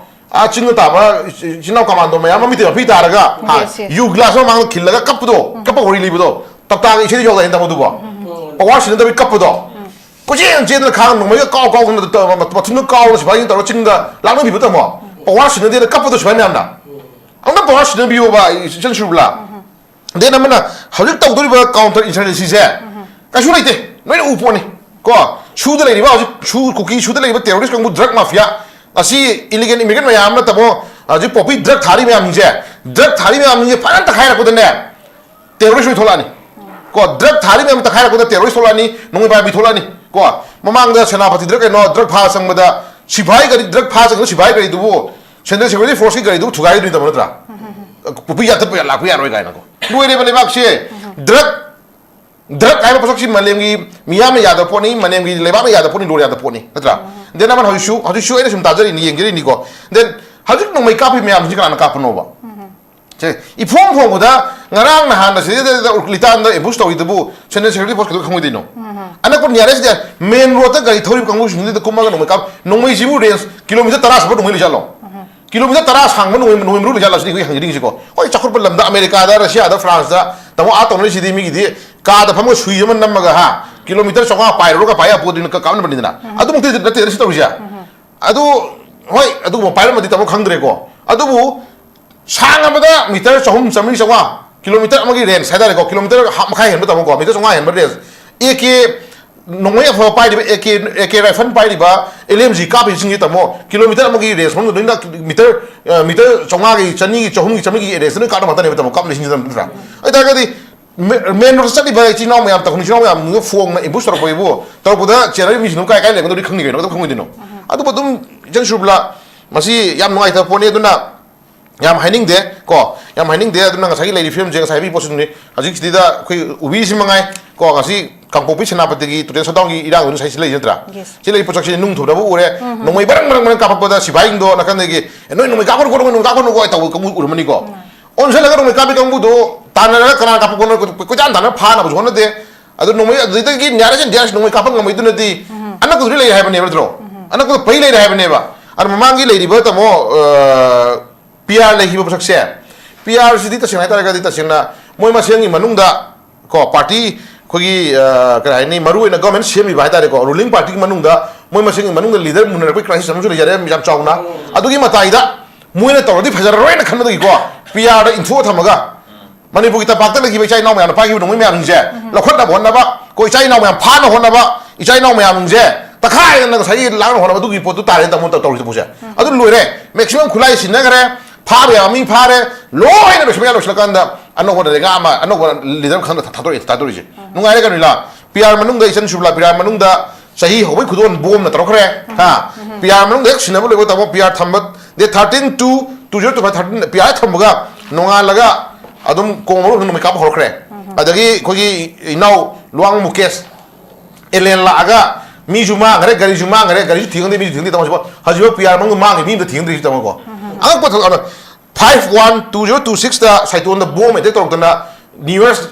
New Year's Day gift se bom na koi gift tor khre tamako adu gi tai da khoi gi kakching khuno da gi inau mayang lamam risika dai bra ko nusin na nupi na changma ba da nupi na adum yena da bithok da jamela sa re tamako sugum jamela mayang ni tamako kyam kuin how many days ekoi numi ka ni khang yu da tamako to film sibu tamo sidi ekoi na sigi film session shubla lozi masagi chap chaba lo le jaba phoni ko lo le jaba lebak ni lo na chalai ni khoi lebak si ko adu manipur se dai da yam sathi ni se pi ri ba lo se tapak na tawning ma mong lo se tawre ba ko ching na pura khoi ta mo free hand how ki ba khoi ri ko tor kan sai kya mang da gi khoi thuk ki ba thuk ma yam khoi yeng kan da ko si da gi mi si bo gi mi si re lo roi natra lo roi chahi asu chu lo dom yam yawi si natra ta le kem hai roi adu yana them chakari do ꯑꯩꯈꯣꯏꯒꯤ ꯉꯔꯥꯡ ꯅꯍꯥꯟꯒꯤ ꯇꯥꯃꯣ ꯉꯔꯥꯡ ꯅꯍꯥꯟꯒꯤ ꯑꯉꯥꯡ ꯂꯩꯈꯤꯗꯕ ꯑꯉꯥꯡ ꯑꯅꯤ ꯀꯣ ꯍꯧꯖꯤꯛ ꯑꯩꯈꯣꯏꯅ ꯁꯨꯝ ꯇꯥꯖꯕ ꯋꯥꯅꯤ ꯁꯦꯐꯇꯤ ꯀꯔꯦꯛꯁꯟ ꯃꯃꯥ ꯃꯄꯥꯗ ꯑꯁꯤꯕ ꯑꯉꯥꯡ ꯂꯧꯗ꯭ꯔꯒꯗꯤ ꯑꯩꯈꯣꯏ ꯗꯤꯁꯄꯣꯁ ꯇꯧꯔꯅꯤ ꯀꯥꯏꯅ ꯊ꯭ꯔꯦꯠ ꯇꯧꯕꯤ ꯀꯥꯏꯅ ꯑꯩꯈꯣꯏ ꯄꯥꯎ ꯇꯥꯏꯌꯦꯕꯀꯣ ꯀꯅꯥꯅꯣ ꯇꯥꯃꯣ ꯈꯔ ꯍꯥꯏꯕꯤꯕ ꯃꯥꯜꯂꯦꯀꯣ ꯁꯤꯒꯨꯝꯕ ꯃꯩ ꯆꯥꯛꯇꯅ ꯂꯩꯉꯩ ꯇꯥꯏꯃꯤꯡꯁꯤꯗ ꯇꯧꯔꯣꯏꯗꯕ ꯉꯥꯡꯉꯣꯏꯗꯕ ꯃꯌꯥꯝ ꯍꯥꯏꯖꯤꯟꯕꯤꯕꯁꯦ ꯃꯁꯤ ꯌꯥꯝ ꯐꯠꯇꯦꯕ ꯇꯥꯃꯣ ꯀꯩꯅꯣ ꯏꯁꯟ ꯁꯨꯕꯂꯥꯀꯣ ꯑꯗꯨꯅ ꯑꯩꯈꯣꯏꯒꯤ ꯂꯩꯔꯤꯕ ꯃꯅꯤꯄꯨꯔꯒꯤ ꯁꯤꯆꯨꯋꯦꯁꯟꯁꯦ ꯑꯩꯈꯣꯏ ꯌꯥꯝ ꯅꯨꯡꯉꯥꯏꯇꯦ ꯀꯣ ꯅꯨꯡꯉꯥꯏꯇꯦ ꯑꯗꯨꯅ ꯍꯧꯖꯤꯛ ꯂꯩꯔꯤꯁꯦ लेरिबा सानरिबा गवर्नमेंट पाइबिरिबा दुगम लीडर्स सिंग सानरिबा लीला जाम हेनमले टू मच को सरकार अमा चलाइना फोन मतमदा पॉलिटिकल ड्रामा तविरनु को मोगी पॉलिटिकल ड्रामा दा इचम जम सिविलियन म्याम जे एखो अवाब तहनबिरनु को हरि तैदि फिल्म जे कुकी गा मैतै गा हाइना तहनबिगनो बको एखो की मैतै सिविलियन जिगा कुकी टेररिस्ट जिगा एखो कछु येंगना सनो कछु जेदेबा लेना जरी मोई गवर्नमेंट नुआन दब मसिन जे तौना बियो कछु काइदेबा प्रजा खु थानबिगनो हाबिनो खानि पोसिगो अतो प्रजा सुम हंजन सुम हाना भाबुदा हार भेक लोइबगा नुआलगा एक्स ग्रेसिया जिबो तमो सि इमुन लौजगे हारुदरो पीगे हागना मो याना मो पिनको थब हाके हागना याना मो हनमको अदुबु थबक पीरगे हाइबनि पिसा पीरगे बनि हाइबा जिबु मी हाला हालागा सिबु हाया वारुजन सुबला मयामना पामिबा जस्टिस तो तौनी अदुगी मरुमदा मियो धर्म की मथक्ता अइमोंद बर्तोन अमा लादी बर्तोन दुगी अखोय इन रिटर्न ओइना मी इमुंग दुगी अवाब ताय इमुंग दुदा अइ रुपा 500 पांगदरा लिसिंग पांगदरा लिसिंग 5 पांगदरा तमो इन जबि मोंगदा अइ तो हुन बिथौ तोरिदि तमको अदु गवर्नमेंट ना लेत्रिबे इमुंग मनुंग दुदा रत्रगना अवाब ताय इमुंग दुदा पीगेरा पे अदु मोरिनी अदु थवोइना मोइना सा एरिया जिदा अदु पीरगे हाबनि पैसा पीरगे तमो सिदि मियो बगी सनबगी वांगो चखरे बसिदा लेगे हाबनि तमो सिदि को अदु गवर्नमेंट ना मोइना हाबनते अखोइना कौनगी मियोब मोइना मोगी अवाब मोगी नुआई तब उरका खुशी तौर मतिक चागा खो तौजबनी गायन हायो पियनगेबको पीरगे हाबनी ने गायन मपा यादबनी ममा यादबनी हेक्ता याब्रानी सुबला अदि इशू जे याम नुआई तब इशू चखरे अदुना लेरि फिल्म जे कोइ नुआइते को तौनजनी अदुगा मोइना मतिक चाबा मपा दो ए साइनी गायन हायगा मपा दो ए साइनी अदु साना पोसन पी मीगी मसागी हानगी लेजरिबा ऑफिसर मोइन लेजरिबा मीदो पीगी हायरगना तौगे हायरगना सिदा या फिनिंग वानतेको तमो ममांगदा कछु तबदे खोगी थोगो थोग याम थोखिबा लेरे थोगो थोग मयाम जि मरसिदा इचम चम इनोसेंट मयाम ngana nahanda अखोगी मोरेगी इचा लुपी अमा कना मेमा अखोगी साथीबा बेमा दादबा रेपिस निपा मना को हतो फिरमदगी तम पादो थोक पीनि गवर्नमेंट हजि हायरेद्रा गवर्नमेंट थोक थोपिनि हायरे चाल थोक अमा अदु होगी वरी मयाम खो येंगादा कछु नतम प्रॉब्लम थोग याबा एरिया ददी चाना थोक पीनि हायरे मोइनको अदो मसागी ऑफिसर ओइ लेरे मीदुबु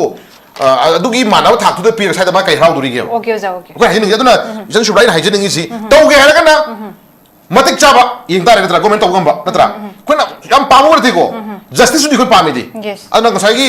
पोट खरा द याना बै मोम द चपदुदि जन अदुदि याम नोइते अदुना जले फिल्म जे हाइजनिंग सी लोइसलको मतम दैन हाइनिंग सी जन सुब्ला आइखोगी एजुकेशन जी तंगाइ फदना सिना माइ हम्बल रिक्वेस्ट नि एजुकेशन जी तौजरिबा गसी खोंजंग जे तसेना अचुम जस्टिस हम फंगन फोन मतमदा मणिपुर अदुगुम्बा मणिपुर मियांग मयोन पुबिरिबा उसागी मियांग ओइना स्टेक होल्डर मयामा सेसो मयामा इमाइबेन मयामा थोना फन गसी तुम साब खंग तबिरिबा मयाम जे अखोइ कलेक्टिव रिस्पांसिबिलिटी अमतन खoi लौमिन रकांदा वन वे मदा लेरिबा कई लेरिबा पॉलिटिकल ट्रेन जे अमतन अखोइ पारा तमि मत बोय हम जे फाइ थमजगी सिन जुबला ओके ओजा या मरिक चुमनो ओजा थम्बिरे ओजा अखोगी हुजिको जानसु पनबिखिबा अखोगी विक्टिम गी अपोकपा अमसोंग अपोकपिदा अखोगी स्टेट की ओइबा सेसुम लेंगदा लेना थबक पिगे हेबसे मखोइदो यामना थबक की नत्रगा अदुगी याम डेस्परेट ओइबा याम नीट ओइबा अदु मैमुंग अमखक सुनति नते हेबसे थमजगे अदुगा अखोइ ऑलरेडी अखोगी मसागी सर्विस एंगेज तौरगा लैबनी अदुना करिगमा पोट अमखकता हेनमा पिसिलगा नाथाइननबा अंगांग अनि दुखगी पुंसी पिखमना हनखिबदु नतना अखोगी मणिपुर पुंबगी ओइना मे 2023 गी तारिक मे गी तारिक 2023 गी हौसिगी मागी कॉन्टेक्स्ट की मनुंग चलिबा अदुगी पाने हेबसे अखोइना काउथोक्तबा अदुगा मखा ताना से थोलक्तनबगी हाइबगी चेनु मखोइ कंटिन्यूएशन दुदा म्याम चांगसिलक पिहौनेन थमजगे मरम अदुना अखोगी एक्स ग्रेसिया नत्रगा करि मखरना यासिनबा यादबगी अदुदा ngमोइदबगी प्रजागी माइकैदगी अमखक लाकोसी सरकारनासु मसिसे अमुक्तंग अखोगी कंसर्न तफम थोक प्राइबो फम थमजगे याम तयांग तसोइना लौदबा हाइता दु फम दुम थमजगे चीफ मिनिस्टर अमसुंग होम मिनिस्टर अनि की माइकैदगी सु फोंगदोकपसि मयाम जे अवाबसे कोंगना बैदमक्ता मयाम खलकाना अखोगी शटडाउन से मसे हंदोपि हाइबा आपिल सिदा अमु मरुइना मसिदा चांगसिलबा मीसिंगसे अखोगी अवा अना हाइताइ नोमगी चरा तालगा चारिबा कैथेन थोइबा अयामबना मक्कि लोइना ओइब्रा हाइन थमजगे अदुगा मखोइसि वारबस वारगा सुदुम लाइदो मखा ताना अमु खन्ना सिगुमसे वादना बाइना चांगसिलकबा यामना मोगी सॉलिड रबिस्टेन हाइतारे सिमगी सिगी सेंटिमेंट सिसु कोइ गामेना खंफम खंथबिबम थोपै मतमदो को हिंदोकना यौरबा थमजगे अना आई हंदा निसो बडाउन की लाक्सनिंग मसे ओरना हुजिकसे अखोइ सटडाउन की चांगसिलकबा सैदा अखोइगी वांगजिंग गी दसु ngasi ima kana phongdok pikhiba adagi CSO singa अखोइगी लाउथोखिबा लैते कान हाइबा सिंगबा इरांग से हौरकपदगी हाइ ꯅꯠꯇꯦ ꯄ꯭ꯔꯖꯥꯒ ꯌꯥꯝ ꯅꯛꯅꯅ ꯆꯠꯃꯤꯟꯅꯗꯨꯅ ꯑꯩꯈꯣꯏꯅꯁꯨ ꯚꯤꯗꯤꯑꯣ ꯀ꯭ꯂꯤꯞꯁꯤꯡꯗ ꯔꯣꯍꯟ ꯏꯁꯥꯃꯛꯁꯨ ꯌꯥꯎꯕ ꯈꯣꯠꯄ ꯃꯌꯥꯝ ꯑꯃ ꯎꯖꯔꯦ ꯑꯗꯣ ꯁꯤꯒꯤ ꯃꯇꯥꯡꯒꯤꯗ ꯑꯩꯈꯣꯏꯒꯤ ꯏꯊꯤꯀꯦꯜ ꯔꯦꯁꯄꯣꯟꯁꯤꯕꯤꯂꯤꯇꯤ ꯑꯣꯐ ꯗꯤ ꯑꯩꯈꯣꯏꯒꯤ ꯁꯣꯁꯤꯌꯦꯜ ꯑꯦꯛꯇꯤꯚꯤꯁꯄꯨ ꯍꯥꯏꯔꯁꯤ ꯂꯥꯏꯛ ꯇꯣꯉꯥꯟ ꯂꯩꯕ ꯁ꯭ꯇꯦꯛ ꯍꯣꯜꯗꯔ ꯃꯌꯥꯝꯒꯤ ꯂꯩꯔꯁꯤ ꯁꯤꯒꯨꯝꯕ ꯑꯃ ꯑꯍꯣꯕ ꯑꯃ ꯑꯩꯈꯣꯏꯅ ꯄꯨꯟꯅ ꯆꯪꯁꯤꯜꯂꯛꯀꯥꯟꯗ ꯍꯦꯛ ꯎꯕ ꯑꯃ ꯇꯧꯔꯛꯄꯁꯦ ꯔꯣꯍꯟꯒꯤ ꯃꯣꯠꯇ ꯑꯦꯁ ꯑꯦ ꯁꯣꯁꯤꯌꯦꯜ ꯑꯦꯛꯇꯤꯚꯤꯁ ꯀꯃꯥꯏꯅ ꯊꯝꯕꯤꯅꯤꯡꯉꯤ ꯑꯩ ꯏꯁꯥꯒꯤ ꯑꯁꯣꯏꯕꯗꯒꯤ ꯑꯗꯨꯝ ꯑꯩ ꯍꯥꯏꯖꯒꯦ ꯄ꯭ꯔꯖꯥꯒ ꯆꯠꯃꯤꯟꯅꯗꯕ ꯍꯥꯏꯕꯁꯦ ꯀꯩꯗꯧꯅꯨꯡꯗ ꯑꯐꯕ ꯑꯣꯏꯗꯦ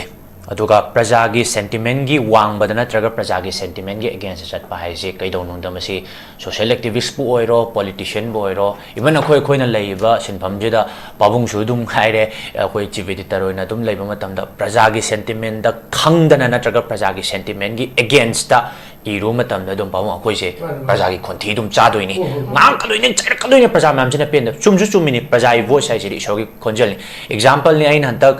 아이기 consciously नत्रगा unconsciously आइना सोई गे 상하이 फेस्टिवल चंगबदा आई पूरा पब्लिक ना पाबुंग आई चादा गोय आई केनो तौइदुनी अदै मयामदा दुम पब्लिक एपोलॉजी अदुम थमिदुनी हौजिक सिगी पॉइंट आई सागी असोइबजे आइना पुथोकचरग आइना लाक्चनिंगी पॉइंट जे हौजे ऑनरेबल सीएम सु सोशल मीडिया दुम एक्टिव ओइबिरंगनी प्रजा मैम थमईब वॉइस कईनो मासु मुन्ना नैनगदौनी अइना सेम ओइना पंगम गमजबई वानीको अदोइ तारगसु प्रजा मैम अइना थांगिब खोंथांगसी यानिंग्ब्रा यानिंगदब्रा हाइसी मासु याम मुन्ना नैनबम थोय एग्जांपल नि हजिक अकोइना मोट फोंदोरप दुम उरि माना अकोइगी ऑनरेबल सीएम न ममांगदा माना थमगिब मोट चुरचानपुरदगी कुकीगी चिलिनाव ना इम्फालदा लायेंगबा लाकबा मतमदा मरी लेना सिक्योरिटी पीबीगनी से ऑनरेबल सीएम ना हाइगे कुकी मैम नम अदु खुबा खुगी हराउगे मैतै मैम ना साउगे कई मरमगी साउइनो अदुगी एरिया दुदा पाबुंग अमुकम ऑनरेबल सीएम ना अदुगा अखोय मैतै इचलेनाव सिंगना पैसा लेजद्रगसु गुवाहाटी दा फ्लाइट बरा लेत्रगसु बस ता चनिंगम मतमदा कांगपोकपीगी सिगी नेशनल हाईवे की मतिक चाब सिक्योरिटी से अइना पीगनी ना हाइरमगदी अदु पब्लिक की सेंटिमेंट अनिम की सेंटिमेंट खंग ओइदोने सिसिमा सुंतौ तौद्रे हाइतारे हजि जे ऑनरेबल सीएम जे अकोइनो सुम यंगजाबदा मजे पर्सनली नते ओनली कुकी की साइड ऑफ द स्टोरी से सुम ngang बोइना इवन नागाना सु वारा उरक्तना हजि म्याम अमा तौरे इसे सि खतंग ऑनरेबल सीएम सु खंगम थोए अदुगा वांगजिंग की प्रजा दा ngसाइदि सुम अइना ngसाइ ngarang नानदगी ngसाइदि सोशल मीडिया दा म्याम इबसे थेंगनारमिनि याम वारा ना तोप केंद्र की प्रजा म्याम ना हाइरक पजै उरे ड्रोन लॉबीदा थोइब इंसिडेंट अंगांग लेतबगी अदुगा अखोइगी इचलिना अहुम लेतबसे वांगजिंगदा ngasi से थोकपिरमो बाउ वांगजिंगदा थोकपो ओइरमो अदुगा हाइरोकदा कोइ संगाबे प्रोग्राम हम सिनजिनगे वांगजिंगी प्रजाना करी खनबिगनी हाइसिसु वांगजिंगी प्रजाना खतंग मसि कुपना नैनगदबने प्रजाना हाइबिरमुको हाइदि कसai सेंटिमेंट सिलिबा कांगुदो हाइदि नहा मयामसु यानिंदो माने अदुगा हौजि वीडियो दसु दुम यावरे आइसु अदु मतांगसु हाइजरखि ना आई अदु मतांगसु हाइजरखि हौजि वीडियो दसु यावरे अखोइ नहा मयाम थोकपिरगा इरमदम केंद्र सिदे हेना नोय फंक्शन यावबुना नोय मरु ओइरबा नत्रोना अखोइ यूथ मयाम अमना मथुमाइ पेनना सैबदुसु अखोइ दुम उरेबा दु इमाइबल मयाम दुनसु मदुगी पब्लिक सेंटिमेंट दो अखोइ खंबिगदबनी हाइबो वफम चमतंगसु आई थमजगे दुना हौजिकसे अल्टीमेटम सॉल्यूशन अमा लाक्चरबदा हाइतारे ngarang nandagi ngarang su koi apunba loop manipur ga apunba ima loop na su phongdo perpo oi aroi ba numit se hayeng oi ga do male tango aina khanjaba da haitare ado hangchichi aina hajik ngaki mamang da koi press meet ama kha su tau bagi hapet report ama kaino tause 23 sidi koi gi kaino taramina 23 kongjom de taramina moi komthok jagani haiba pot ama su tawina ain khanba di hayeng je loi ga doi ba male ado hayeng aroi ba numit sidi केंद्र लोइमक्ता अखोगी माइकई अममम तंगी इहो होबीब नतबा हाइतारे नोमना सगोबन गे होबा नोमना अखोगी कनोगी खुराई गे होबा नोमना कोई हैरांगोय थोंगनोंगे होबसि नतबा हयेंग अरोइब नुमिचम तंगी ultimate मयाम इहो अमुक्तदा pull-up होबीरा कांदा अखोई अमतंगी सॉल्यूशन अमा पुथोकननबा लेंगाकपसिंगदबु ओइरो नत्रगा वहंग हंगदोरिबा अखोगी वांगांगबिगदोरिबा अखोगी डिसीजन लेपिगदोरिबा लेंगाकपसिंगसिदा वहंग अमुक्तंगी हंगबिरगा अदोमगी करी फाइनल स्टैंड लेबिबनो हाइबसे हंगनी हाइबगी दुम इमाइबल की साइटेसु फोंदोपिरकप लै मसी सिमा सुम तौबिरागदी अखोइना सिगी नुमित मंगानी सिगी अखोगी शट डाउन तौरिबा सिगी अल्टीमेटम अदुगा गोल हाइगद्रा नत्रगा अखोई रिजल्ट अमतंगी अखोई उबा फंगनेन खले दुगा मसाइ तमोना पंबिगिबा अखोगी अंगांगी मपादा प्रेशर पीबे मतंग से ताऊ अखोइसु पाउ ताजरे हजिक अखोगी यामा मंगालजमा बीएसएफ ओइना अखोगी बिहार दा लेइबसे चुमम्बे लालम्बे पाउजिदी पाउने खोइदुसु हाइबिरेनी असोमदा कन्ना प्रेशर पीरगा सुटी लोइरे ꯆꯪꯅꯅꯕ ꯇꯧꯕꯤꯔꯣ ꯒꯥꯏꯅꯒ ꯄ꯭ꯔꯦꯁꯔ ꯄꯤ ꯍꯥꯏꯕꯁꯨ ꯑꯩꯈꯣꯏ ꯑꯗꯨꯝ ꯇꯥꯖꯩ ꯑꯗꯨ ꯍꯧꯖꯤꯛꯀꯤ ꯇꯥꯃꯣꯅ ꯑꯩꯈꯣꯏꯒꯤ मागा अखोगी ऑनरेबल सीएम ना ऑनरेबल होम मिनिस्टर ना मागा कहीं है नहीं अखोगी मतिक चाबा है गदर मानबा अखोगी फम सिनबीनी नायना सीना कन्न सु प्रेशर टोक्सिलकांदा मानवदी यारो मानवदी यारो ये हजनी से जुजुला मानवदी यारो है बदी मिगी लेडी ग्रेट तो कोई चंगे माने अद आदमी की खुद में आला डीसी और लेबनी पादो से डीसी और लाभ ददी पीदो से माने बदो दिन आद ए साइ है ता गदी नॉट लेस देन सदगी साइ ता न पीदो बने मागी ओनर थबक तो पाव वदि नते बट मी दुगी ओनर तो याबा एरिया दुमदी पिक येगदो बने गवर्नमेंट ना अद थबक सुन तो मी दबा उद गवर्नमेंट सर्विस पीदि न प्रमाणिक मसिन अखोइना पीहनि नु फरतिको अदुवा मी दुसु पियो के हाग दम तेबको अदु गवर्नमेंट मदु नुवाइता बदु काशी उके न खलगदी माना पाव थबक दुमु तवने हाबदु मरम चापुर हाइरो हो येंगेबको तबदु अखोइना पामेदि जस्टिस ने पामे अदु मोना फुंदोरबदु मरम चापु तानिंगि दना करन माने अदु हंदक की एजिटेशन से यामना टॉप अमा अखोइना उबदुदि होय इवन जेसी ना कोई कहीं से सपोर्ट तौदे हायरगसु प्रजा मैम अचौब सपोर्ट तौबगी ममी में ओरे ममांगदि अखोइना उगी इरांग पाऊ गोनसु खंबिरमनी जेसी ना हेक थोपचिंगिब मतमदा अदुम इरांग से लोरे अदो हंदक्ति इवन जेसी ना कोई व्हाटएवर अदर रीजन्स लेबगी कोई शटडाउन से सपोर्ट तौदे हायरगसु हजि लमलमगी माइबे मैम थोपिरक्तना कोई एजिटेशन से मखा ताना तौरनी हायबगी कहीं से कोई दुम उब फंगे दुना लोइसिनजरकपदसु अइना थमजनिंगबसे अखोइ लिंगजेन मानसी तौगदबा अखोगी कइनोमा गोल अमा खंगमिनरगा नत्रगा खोय एजिटेशन जी की मरम चाबा अमा खंगमिनर खोय तौसे ngarang मक्ते तामो आई होय मसी पंदया दबगी हाइतारे आई सुम पंजरमने ngarang जे खोय की मयाई लंबी की कैसामथोंग की प्रोटेस्ट एदुम आई ममांग चिंजरगा दुम आई चचरमे अनीरक नि अखोय की प्रोटेस्ट लापसे अहान बर राउंड से कोई मणिपुर पुलिस सेंट्रल फोर्सेस सिंगना दुम सिगी लाइन सिदगी हेलागदी खोय काप हौरनी ना हाइबसिदा ऑर्गेनाइजर कांगु दुना फजना अंडरस्टैंड तौबिरगा फरे इमाइबे मैम सोकदोय सरुकपुदि अखोय सिसिमदि अखोय पुजरा चखरगेना मोय ममाय लेरगा चक्की हाइतारे अदुम अखोय एजिटेटर मरक्तगिसु इरांग थोकते हाइदना तामो दुम सावबसु दुम थेंगनरि हाइतारे सावजिलकपा हाइतारे इरांग थोकते हाइबगे अदो अखोयना तौगदोरिबा अखोयगी फुल गोल से अल्टीमेटम से कइनो खंगकांदा अखोयदा मसिमक तौरगदी अखोयदा अल्टीमेटम गोल अमा फंगनी हाइबसे पुन्ना अखोय प्रजा म्याम ज्ञान तामिनरा कांदा अदोमदा चंगसिन सी हाइबसे आई अरल वफमनि थमजै थैंक यू याम नुंगाइजे आई पाबुंग दमुक लाक्चगे अखोयगी फुजिकी रोहनसु याम फजन थंबिखिरे मैमनसु याम पेंदबा अखोयगी हाईवे दा चतलुबा अदे लान बंगमदबा मफम खरा अखोयगी चीफ मिनिस्टर ना चतलुबा अदुगी पोतसु यामना अकाउंटेबल ओइदबा अखोयगी रेस्पॉन्स आइतारे अदु मथमना कि बे मैम गे मेकरी पेनदबा मैम हमसु लै मी अनी खंग थिंगबनी आई चतपदा कशु तौदि अदुम चतप याय कैन हाब वाफम सुम थमगी वाफम लै अदुना मियाम पुना मक्सिना लोइना मक चतपा याराबा मतमदुदा अखोयगी थबक तो हाइतारे फ्री ओइना थमीबा मियाम द लोइना मक यारे हाबगी पोतुमा लाकांदा मदु सक्सेस ओइना लौगदबनी अदरवाइज थिंगिबा मी अमनि खक थिंगिबा मी दो अखोयगी कनाना ngak lo pirakanदा याम खितबा मी अमनि दो ngak khoi control tawba ngamdana with the support of Central Security Forces National Highway maning to holaga leibaduna chatpa ngamaktabagi pot amkhak lakpadu maha khak chatluraga with heavy security high tare PRO hana tharaga dumaina chatpa potuni du miyam heka chatpa access to yada be leimne dumak depend dabagi mai pakpa kano ama nati habig miyam na phongdok posa miyam am leidi ana ai pabungda mung lakchaning bis pabung hujik si irang horak papudimak se mayam na tawraiba irang se shutdown gi se lakcharakanda khoigi security forces singi thawong singda mayam gi marak tu da mokoina pibu response si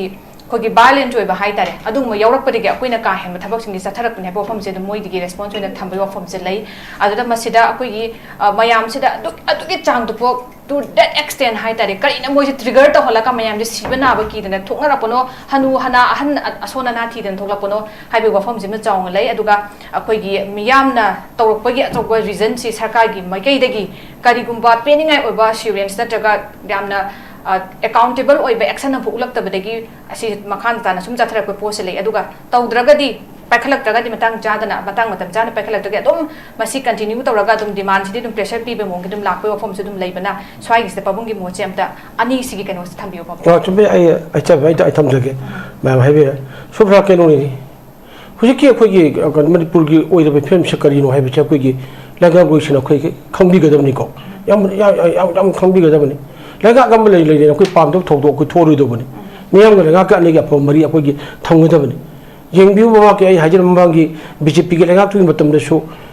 khoi gi manipur gi thoi ba irang se khoi gi lotion ba ngam da ba le re PR 사실 막 저 그로 전방 검들 이래 아도 그러게디 아도 보내가 안 세번 어떤 필지 거기 막 따라 버리더라 아도디 마망다 호기 면 소비 면고 미양고 삼는 검다 봐 내가 그까지 미양 그리 하기 비엔데 그리 되기 또도 면 부도 아도 보내가 시기 거기 런북 여름 맞좀 돈 뭐기 미양지라 여름 버리고 모두한테 받았다 미르베 깜도 그 들렸다 그 가는 데봐 그 우리 버리고 아도 어떻게 되고 까발다고 거기랑 싫어 신디게 그는 너무 좋고 거기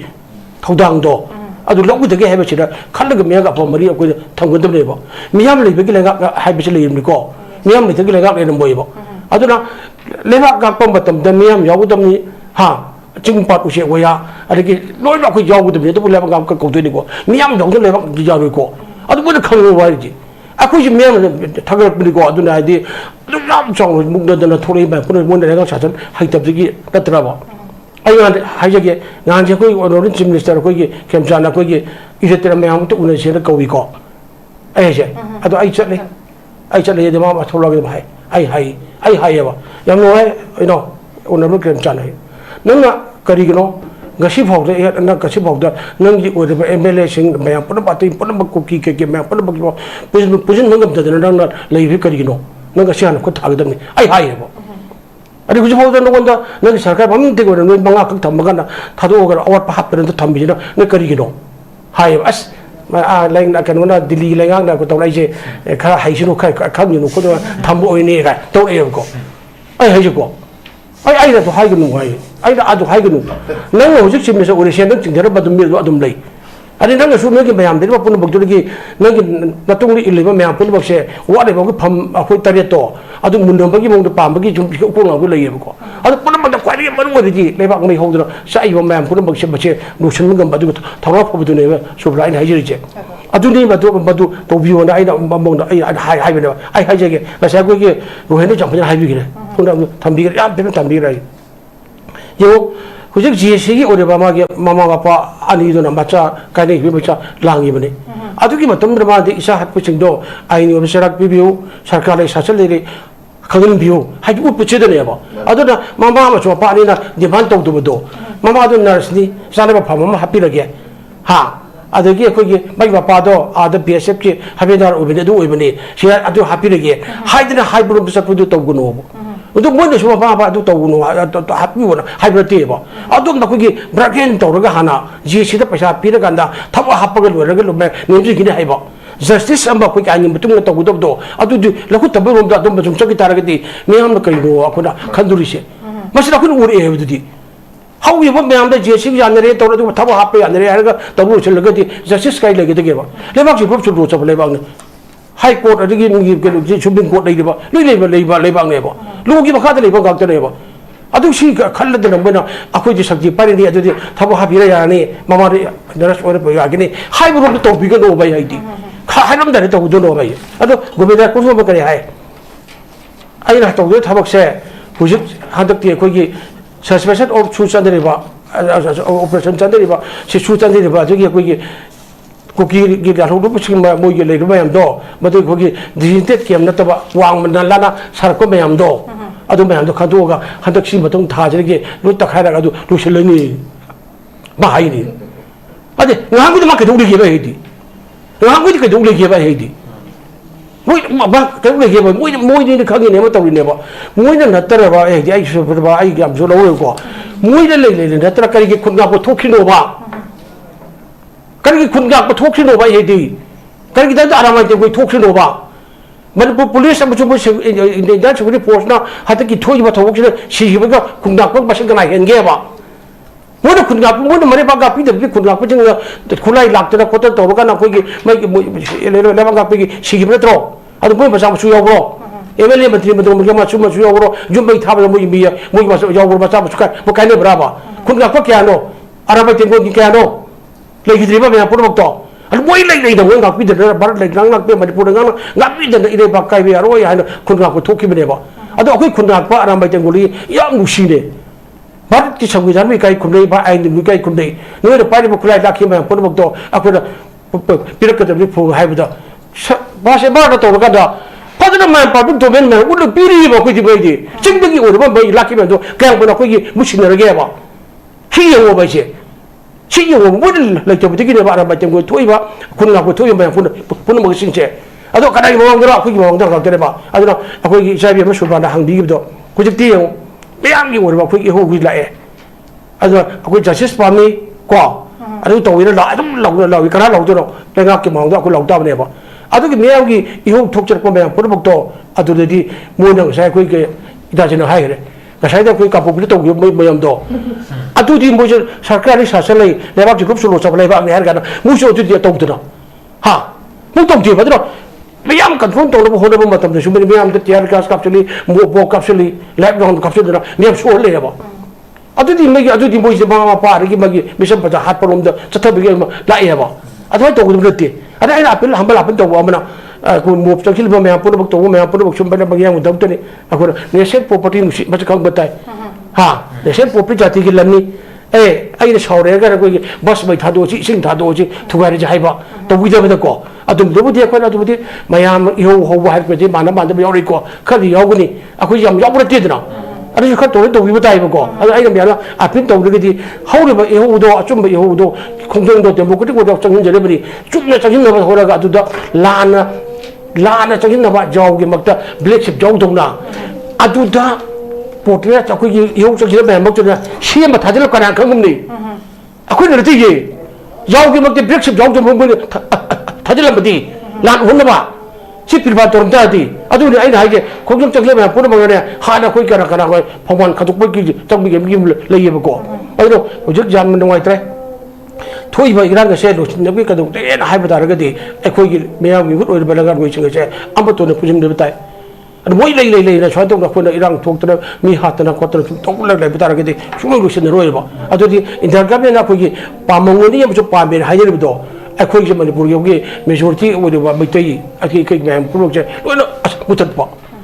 อินเทอร์ก็ไม่ได้พาบุอะไรก็ช่วยทัดที่80ตรงนั้นปักขึ้นมาดีกี่มุดที่หานะคุยมันนึกมาขาดทำอะไรบ้างเนี่ยแล้วก็เชื่อมันก็แม่งกินมุดจะกุศลปะฮาลีอะคุยที่มุงดายังนั่นที่นั่นคุยหางกันตอนนี้ที่พระอามุชคุยมาดิปุรุกเป็นสิ่งที่เสียโอ้ยนะอะคุยมาสต้องกินมวยดาอะตัวเราก็จะคุยอะตัวกินมาสต้องกินดาอะคุยอะตัวพิมพ์จะต้องกินดาอะคุยหันตัวอ้วนให้ไปกินพิมพ์หลักนี่อะตัวพิมพ์หลักนี่ยังให้กันดีมาสิปุ่นบางนักคุยช่วยทำมันปุกิเช่บอยน้ำท่าพอตัวไปยารวยอีร่างทอกตัวไปยารวยมันปุเช่อินเดียก็ที่บาร์เกนี่แล้วลงไปก็ที่นี่ใช่เอาหุ่มเนี่ยเช่นให้เว้ดัชจับเป็นจับเป็นเงินดาว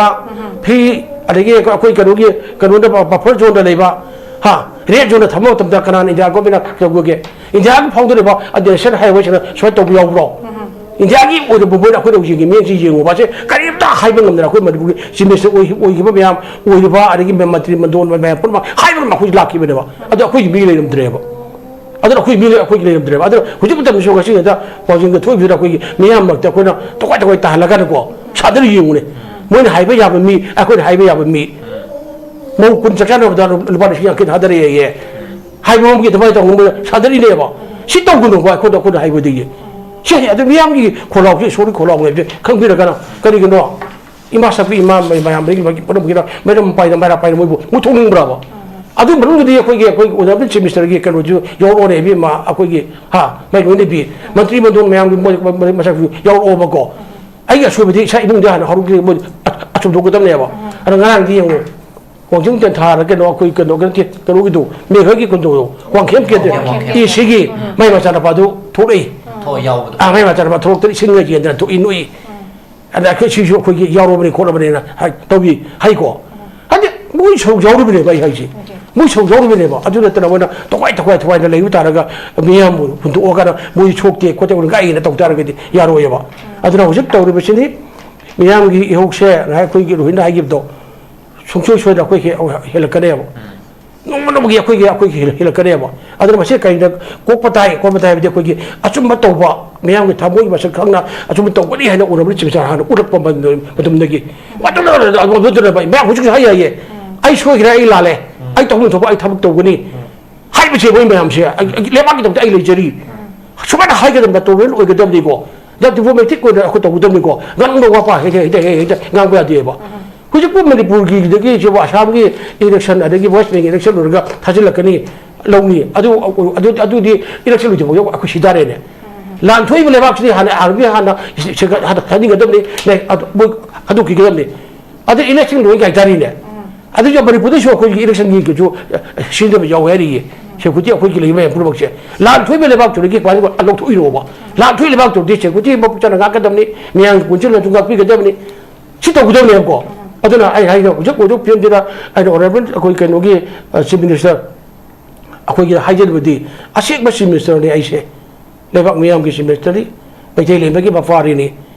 ai injan ka solution masuk muda khange lebak mani project karam lebak khan haur ki bno india ga koi kwai to buti du khange ado miyam gi damuk ta ai leiri ado ai ge chabin reba maya pon mak se ai nemsa ki jin di kari gi no bachwen khotang da masuk lore ngasi bok ti buti cm na gadang phang ngam di kari gi no ai tada ai ge sede ma gi ka ba sara pham mur pham no silmi ado le akoi ge kuki ki karam kanu gi emele mem sidang amta khomdi no ngam bra mu je ke ila gam tabro nang na kado te asadian na sakani hayo tabda nang la kanu yaro ku ki ar hai ba matam dura hai ba dura nang prime minister dika hai ga hai jab do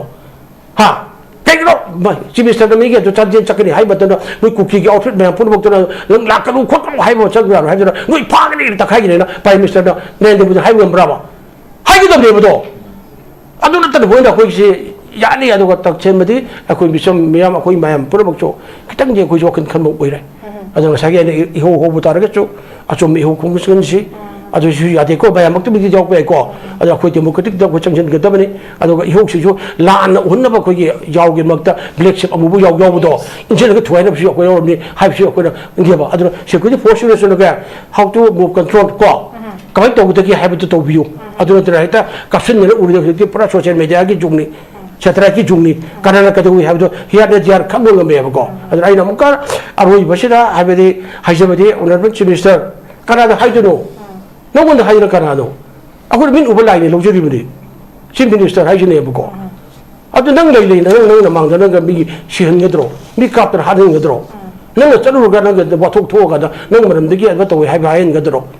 yam yek tuk mang ye ga tamdi ai chi miyam ne go miyam ka ga oiru ne go miyam gi anu lu sing mani ko miyam khoro shoru khoro no go tabiu ado ji manipura thoi ba angang ani hat khiba adagi adagi anga adu matung tarak pada moi humju share pi ko no mai kap de gi shi gi ba miyam ma adi khul do thoi ba miyam ma pun mo se kai de no ti la ba akoi gi adu bu le ga shi gi tha ne ga ni kulum du ne ke no shi thoi mi de ba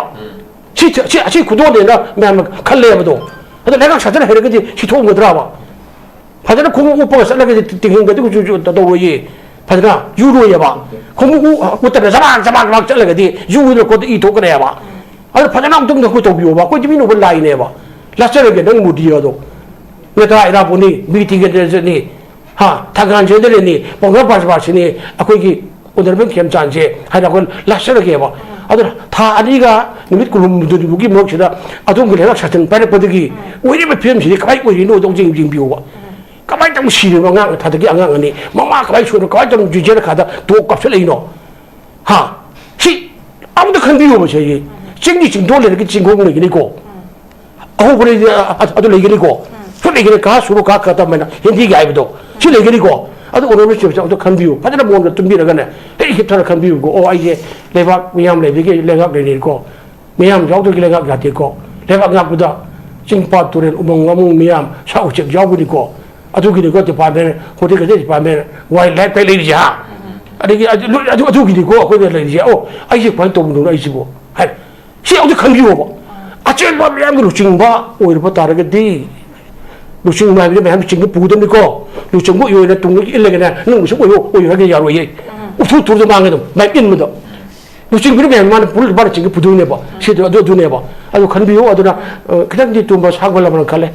ti la ba tam tha ni ga ni bit kun ga buk sa bi da thu le ma am si ba be ke ba ko mi am gi am ta thu ke da ba lu ko ro na ha bi do ba tam ma da ba thu ko ni ju election committee du ga ya ni ke da si ke pa tu le re nga si di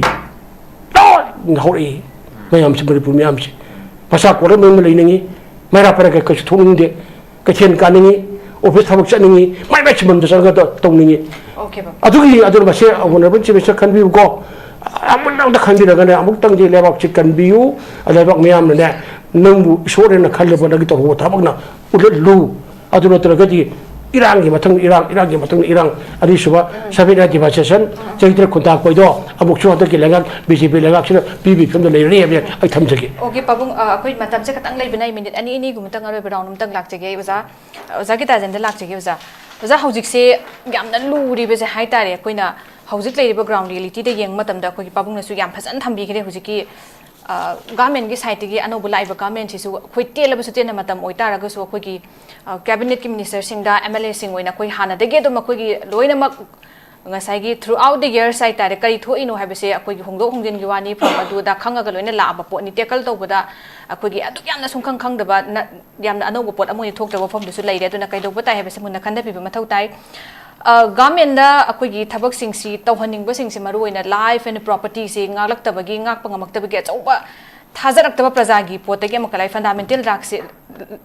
right से ngakpi rak tabadagi akhoi gi myam hin changchilak pa moi thaja base walak pa thabak oina uhalak tabadagi hanjin thengkhang kaya da hai tare hena khoisau han ba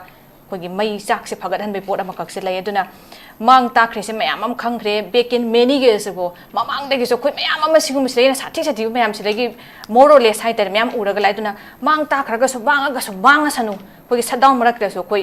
amutang de khoi khang na ba amutang tok tho si wa da su lai ka habe myam si gi boys hai tare myam mang khre khang so myam chen tumin election badi ya da bandana sida sum adum hanjin thoklak pagi protester khoi pot am khak tai uri khoi na su ngasi baksum sida सरकार की माइकई दगी यामना satisfactory ओइबा ओइगदबा मियाम the satisfactory ओइगदबा response म उबा फंगदबसे मखोइना पीबा अदुम ngमदबसे से कमाइन थंबिनि उजा SURBALA मसे खोइना हजि थोइबा इशू से Kuki narco terrorist drug mafia सिंगी इशू त ओइना सु उबिरु नोमको याम साथीबा कयगम इफ खंगौदबा इशू म लागदि को खंगौदबा खोंजंग म लागदि त खंगौदबा मियाम की थेमंग मोइदबा थेमंग मोइदबा दुगुम्बा याम साथीबा कम लागतारगदिने से थोलुजि मखन अनि नेबा नंबर 1 अमना टेररिस्ट सिंगी मकुतै कंजनना फोन मतमदा सबसान मदु थेंदना फोन मतमदा दुगी खामंगम दब इहोमा नंबर 1 देन नंबर 2 सिगी इरांग सिन मरम कन ट्रॉमा ना भाई तारे को कोगी नोमगी हाते शुरग हिंजरंबा वारगा लेबा इमुंग हाय तारे को वारगा लेबा इमुंग मैक्सिमम 80-90% 60-70% नंबर दे मणिपुर की प्रजा से चुचामपुरदगी मोरेदगी कांगपोपीदगी पेरिफेरी एरियादगी लाल नंगी कंगबु सिंग नत्तबा को नत्तबा तसेंगना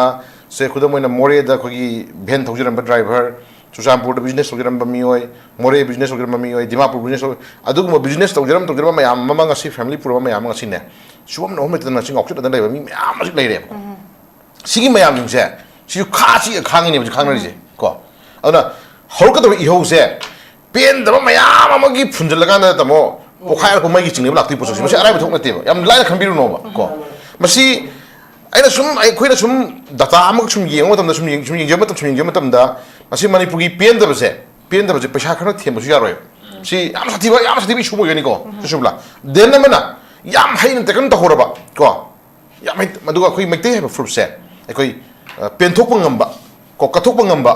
को ngakpi ngamba dugumba miyoine be khoji ithak kar net la bawuda एखोइ sorry वो हाइर का दी कोई ngakpi ngam badu थोना सेले बखोय को हलम थमिरम गराइदी थौना के मतुंग हेदारे को अदमाना लेरिब लेंगाक्सिना सेंटिमेंट जे प्रजा सेंटिमेंट जे फटा खंग थपिरब को अदो ngakpi गुसु ngini प्रजा नको अदु त नंग सागी फयेंग कें तोंग राबा हजिसे हजि ngangनरि बा हाइनरि सिंसे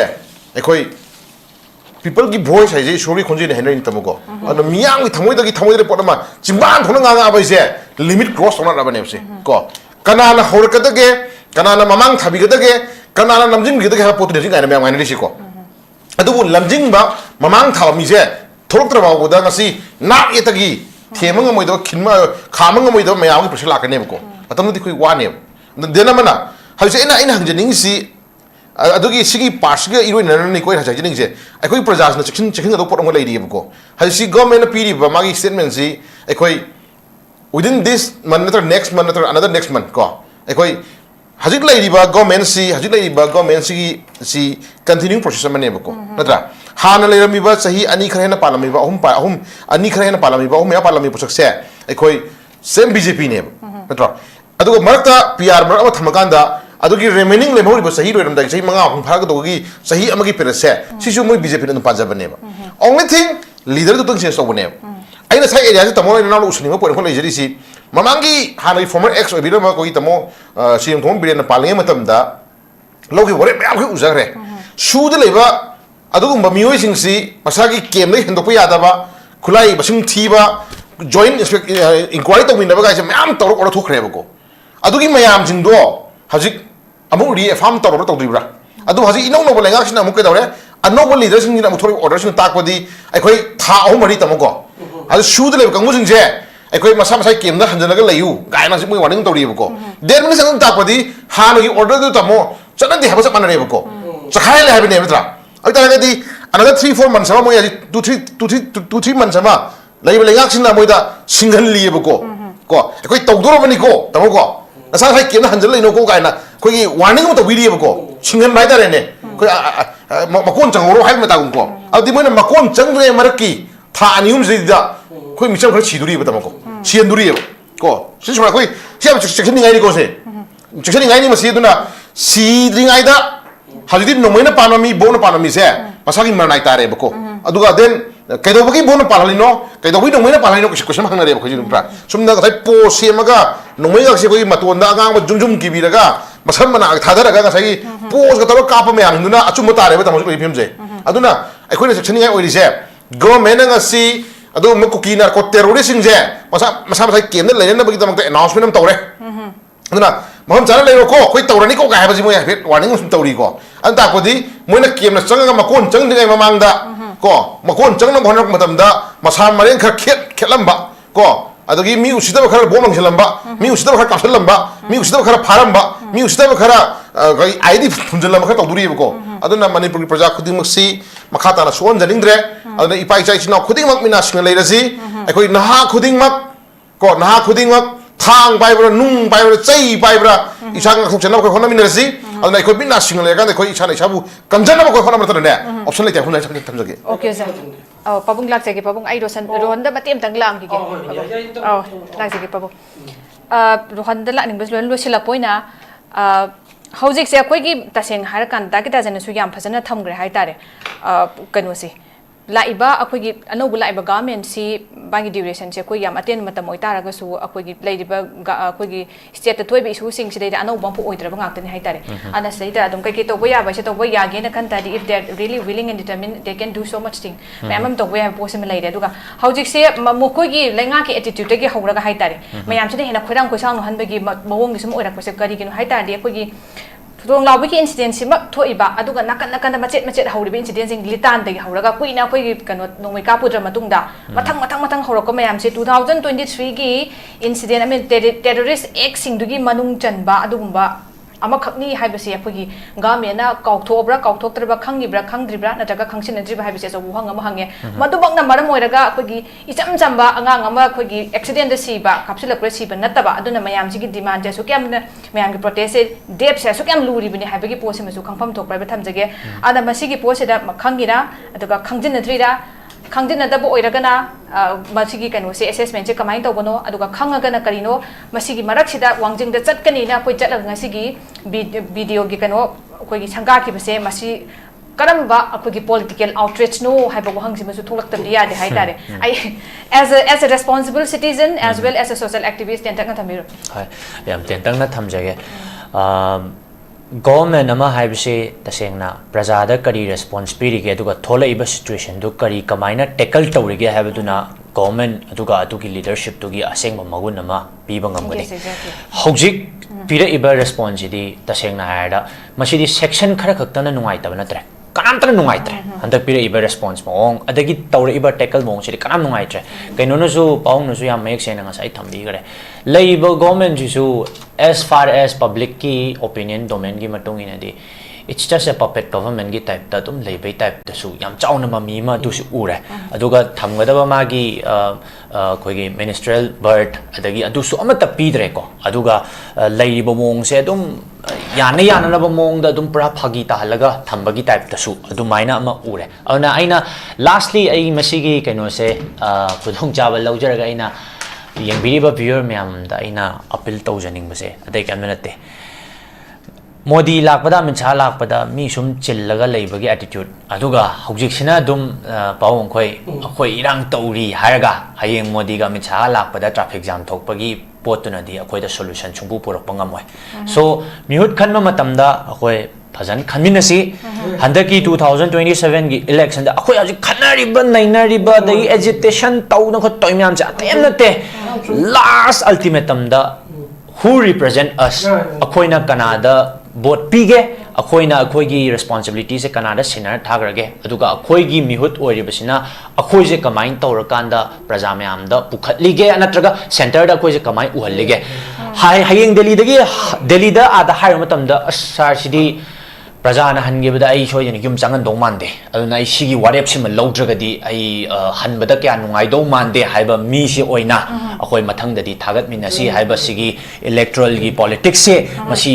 सिदा अल्टीमेटम सॉल्यूशन लाक मिनसी हाइबा वाफम से हमजरगा को यूथ एम्पावरमेंट कन तौसी हंदकदी पार्टी की वाफम कनाम नचदे वाबु ngang ngamgodo oiraba aduga amrom da hayaga thingau lingau nga kanda khoi halaman jingsina diplomacy nian tawraga wasunga ngang du chakpudi thingau lingau da babung mi kra tharaga chadadada nga kanda akhodi si pi da di upai sunglai leidong man de yum han batalle na ne ada adugi protest tawbung ngamgodo mong du mi singdo adu oina thab sathasi haba 2027 gi apilam tang amyam da tender na last year thamjani yam phasan thambiya ro na so ai okan babung class ke babung closing remarks se babung thambiyo babung I some Pajanu language the Pajanu. Lavaxia Kogi low the Pamela, a vocation and galing line ever. A low sick am on the Kari Long, Pasata Baji, Kangi never. I think she am a pin bomber. Mayam Yoshi could just for me, hit away, Lavaxi Russo, Chapalavani, had a top you got my arm in a hope Yoshi, I am Pinjabamna.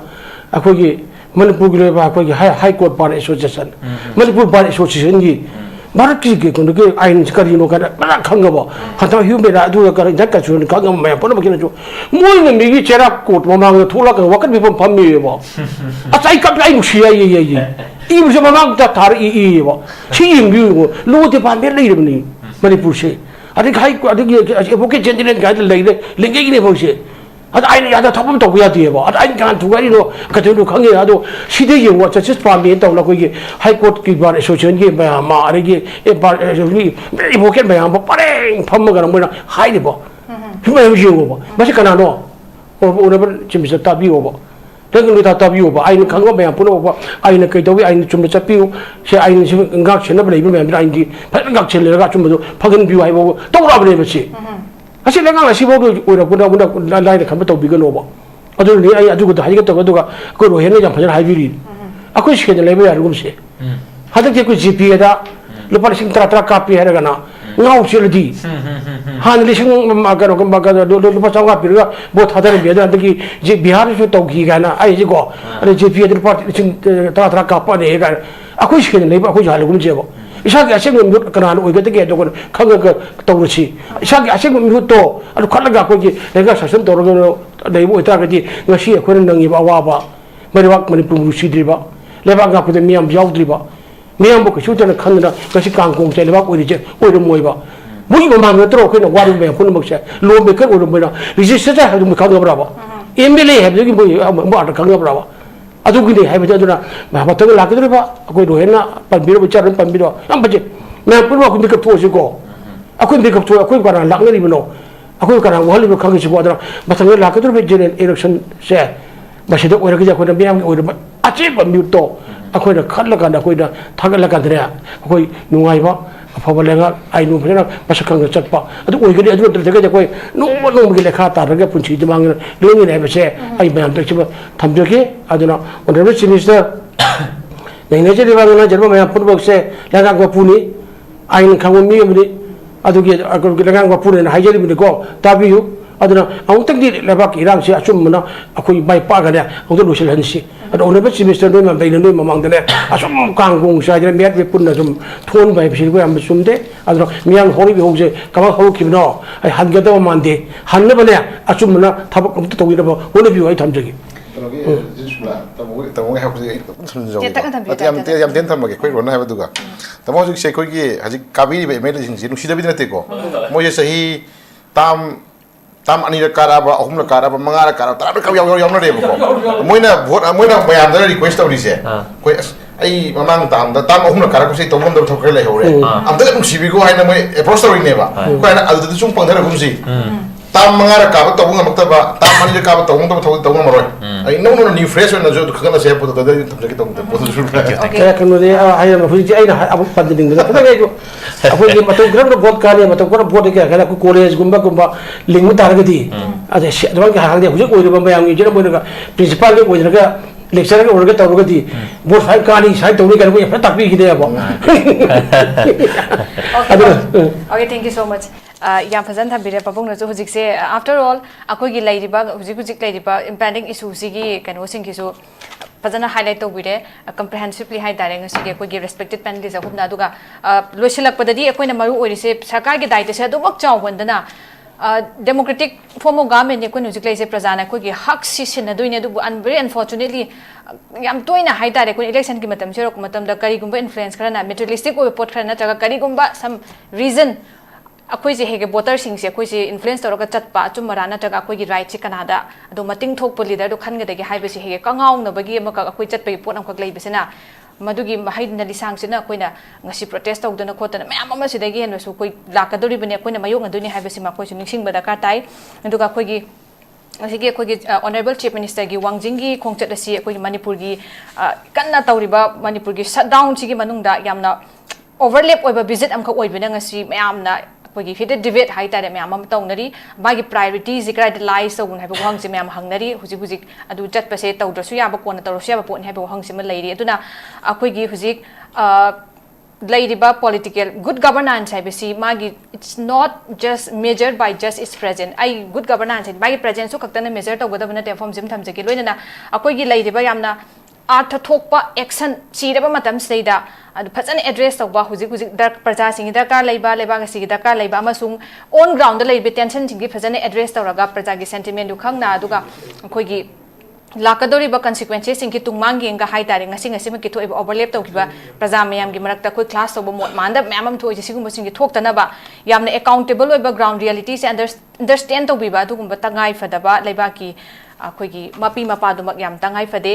अदुना अखोगी यामना complex ओइबा सिगुम situation सिगी ground reality सिंगे फजन navigate तौरकांदा करम हाइन हिरम गुदिमकते एड्रेस तौगदगी हाइबगी तंगाई फदबदु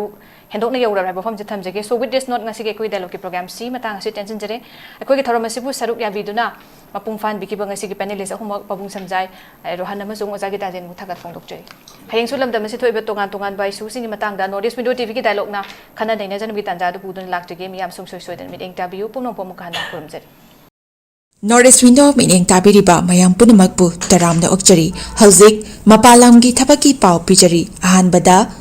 athubagi oina Dubai gi warehouse worker gi thabak kauri hairiba thabak asi apply to biningba miyoisingna presentable and good communication skill leibeta natana masagi chahi kunmathoi dagina kuntrataret phawbada leiba oibigadabani hairiba thabak asigi pijariba khudong chabasing adudi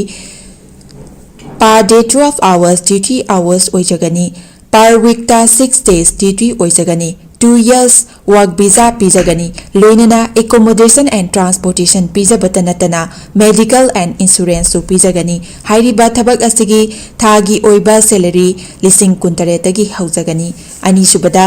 United Arab Emirates ke driver gi thabak kauri hairiba thabak asi apply to winingba miyoisingna Indian car license ka loinana Gulf ki license leiba oigadabani amasung basic English communication leigadabani hairiba thabak asigi Indian license paibiba miyoisingi thagi oiba salary di lising yankhai dagi haujagani Gulf license paiba miyoisingi thagi oiba salary lising yankhai manga dagi haujagani ahum subada Behran Water Park ki female retail staff tara kauri hairiba thabak asi apply to biningba miyoisingna retail experience leibaga loinana yamjabada 165 centimeter ki changda wangba oibigadabani thabak asi tauba miyoisingna piriba khudong chaba sing adudi accommodation transportation aduga duty meal su pizagani hairiba thabak asi thagi oiba salary lising mauda taretagi haujagani Pamarol gidamakta 7005273217 natraga 9366230077 natraga aikogi office Northeast Window TV building hata New Chekon Road ta lengsin birau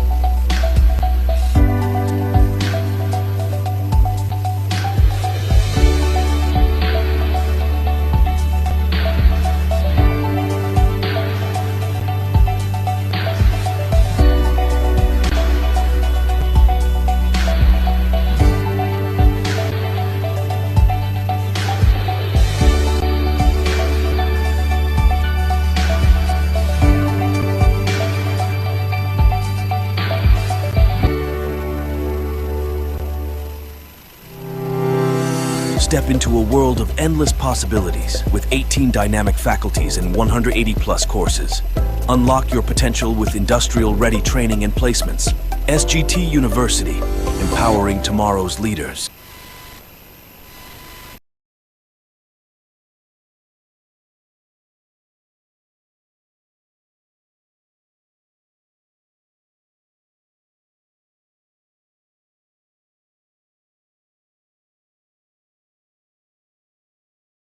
Northeast Window meaning tabiriba mayam punamakpu taramna okchari hauzik mapalamgi thapaki pau pijari ahanbada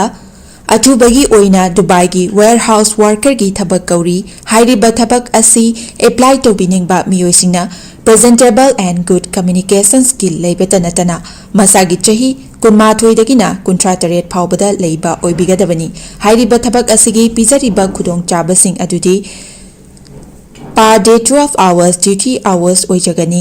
per week ta 6 days duty oijagani 2 years work visa pijagani loinana accommodation and transportation pijabata natana medical and insurance su pijagani hairiba thabak asigi thagi oiba salary lising kuntare tagi haujagani ani subada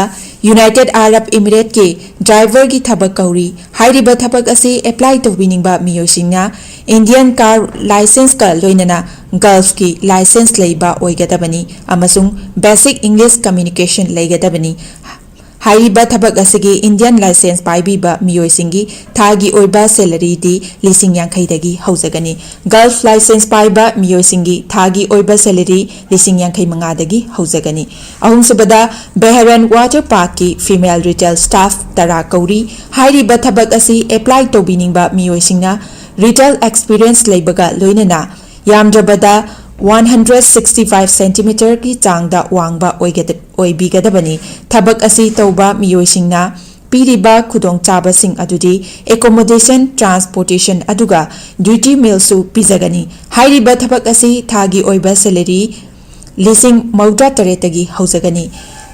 Pamaral Gidamakta 7005273217 Natraga 9366230077 Natraga Aikogi Office Northeast Window TV Building Hatta New Chekon Rota Lengsin Biro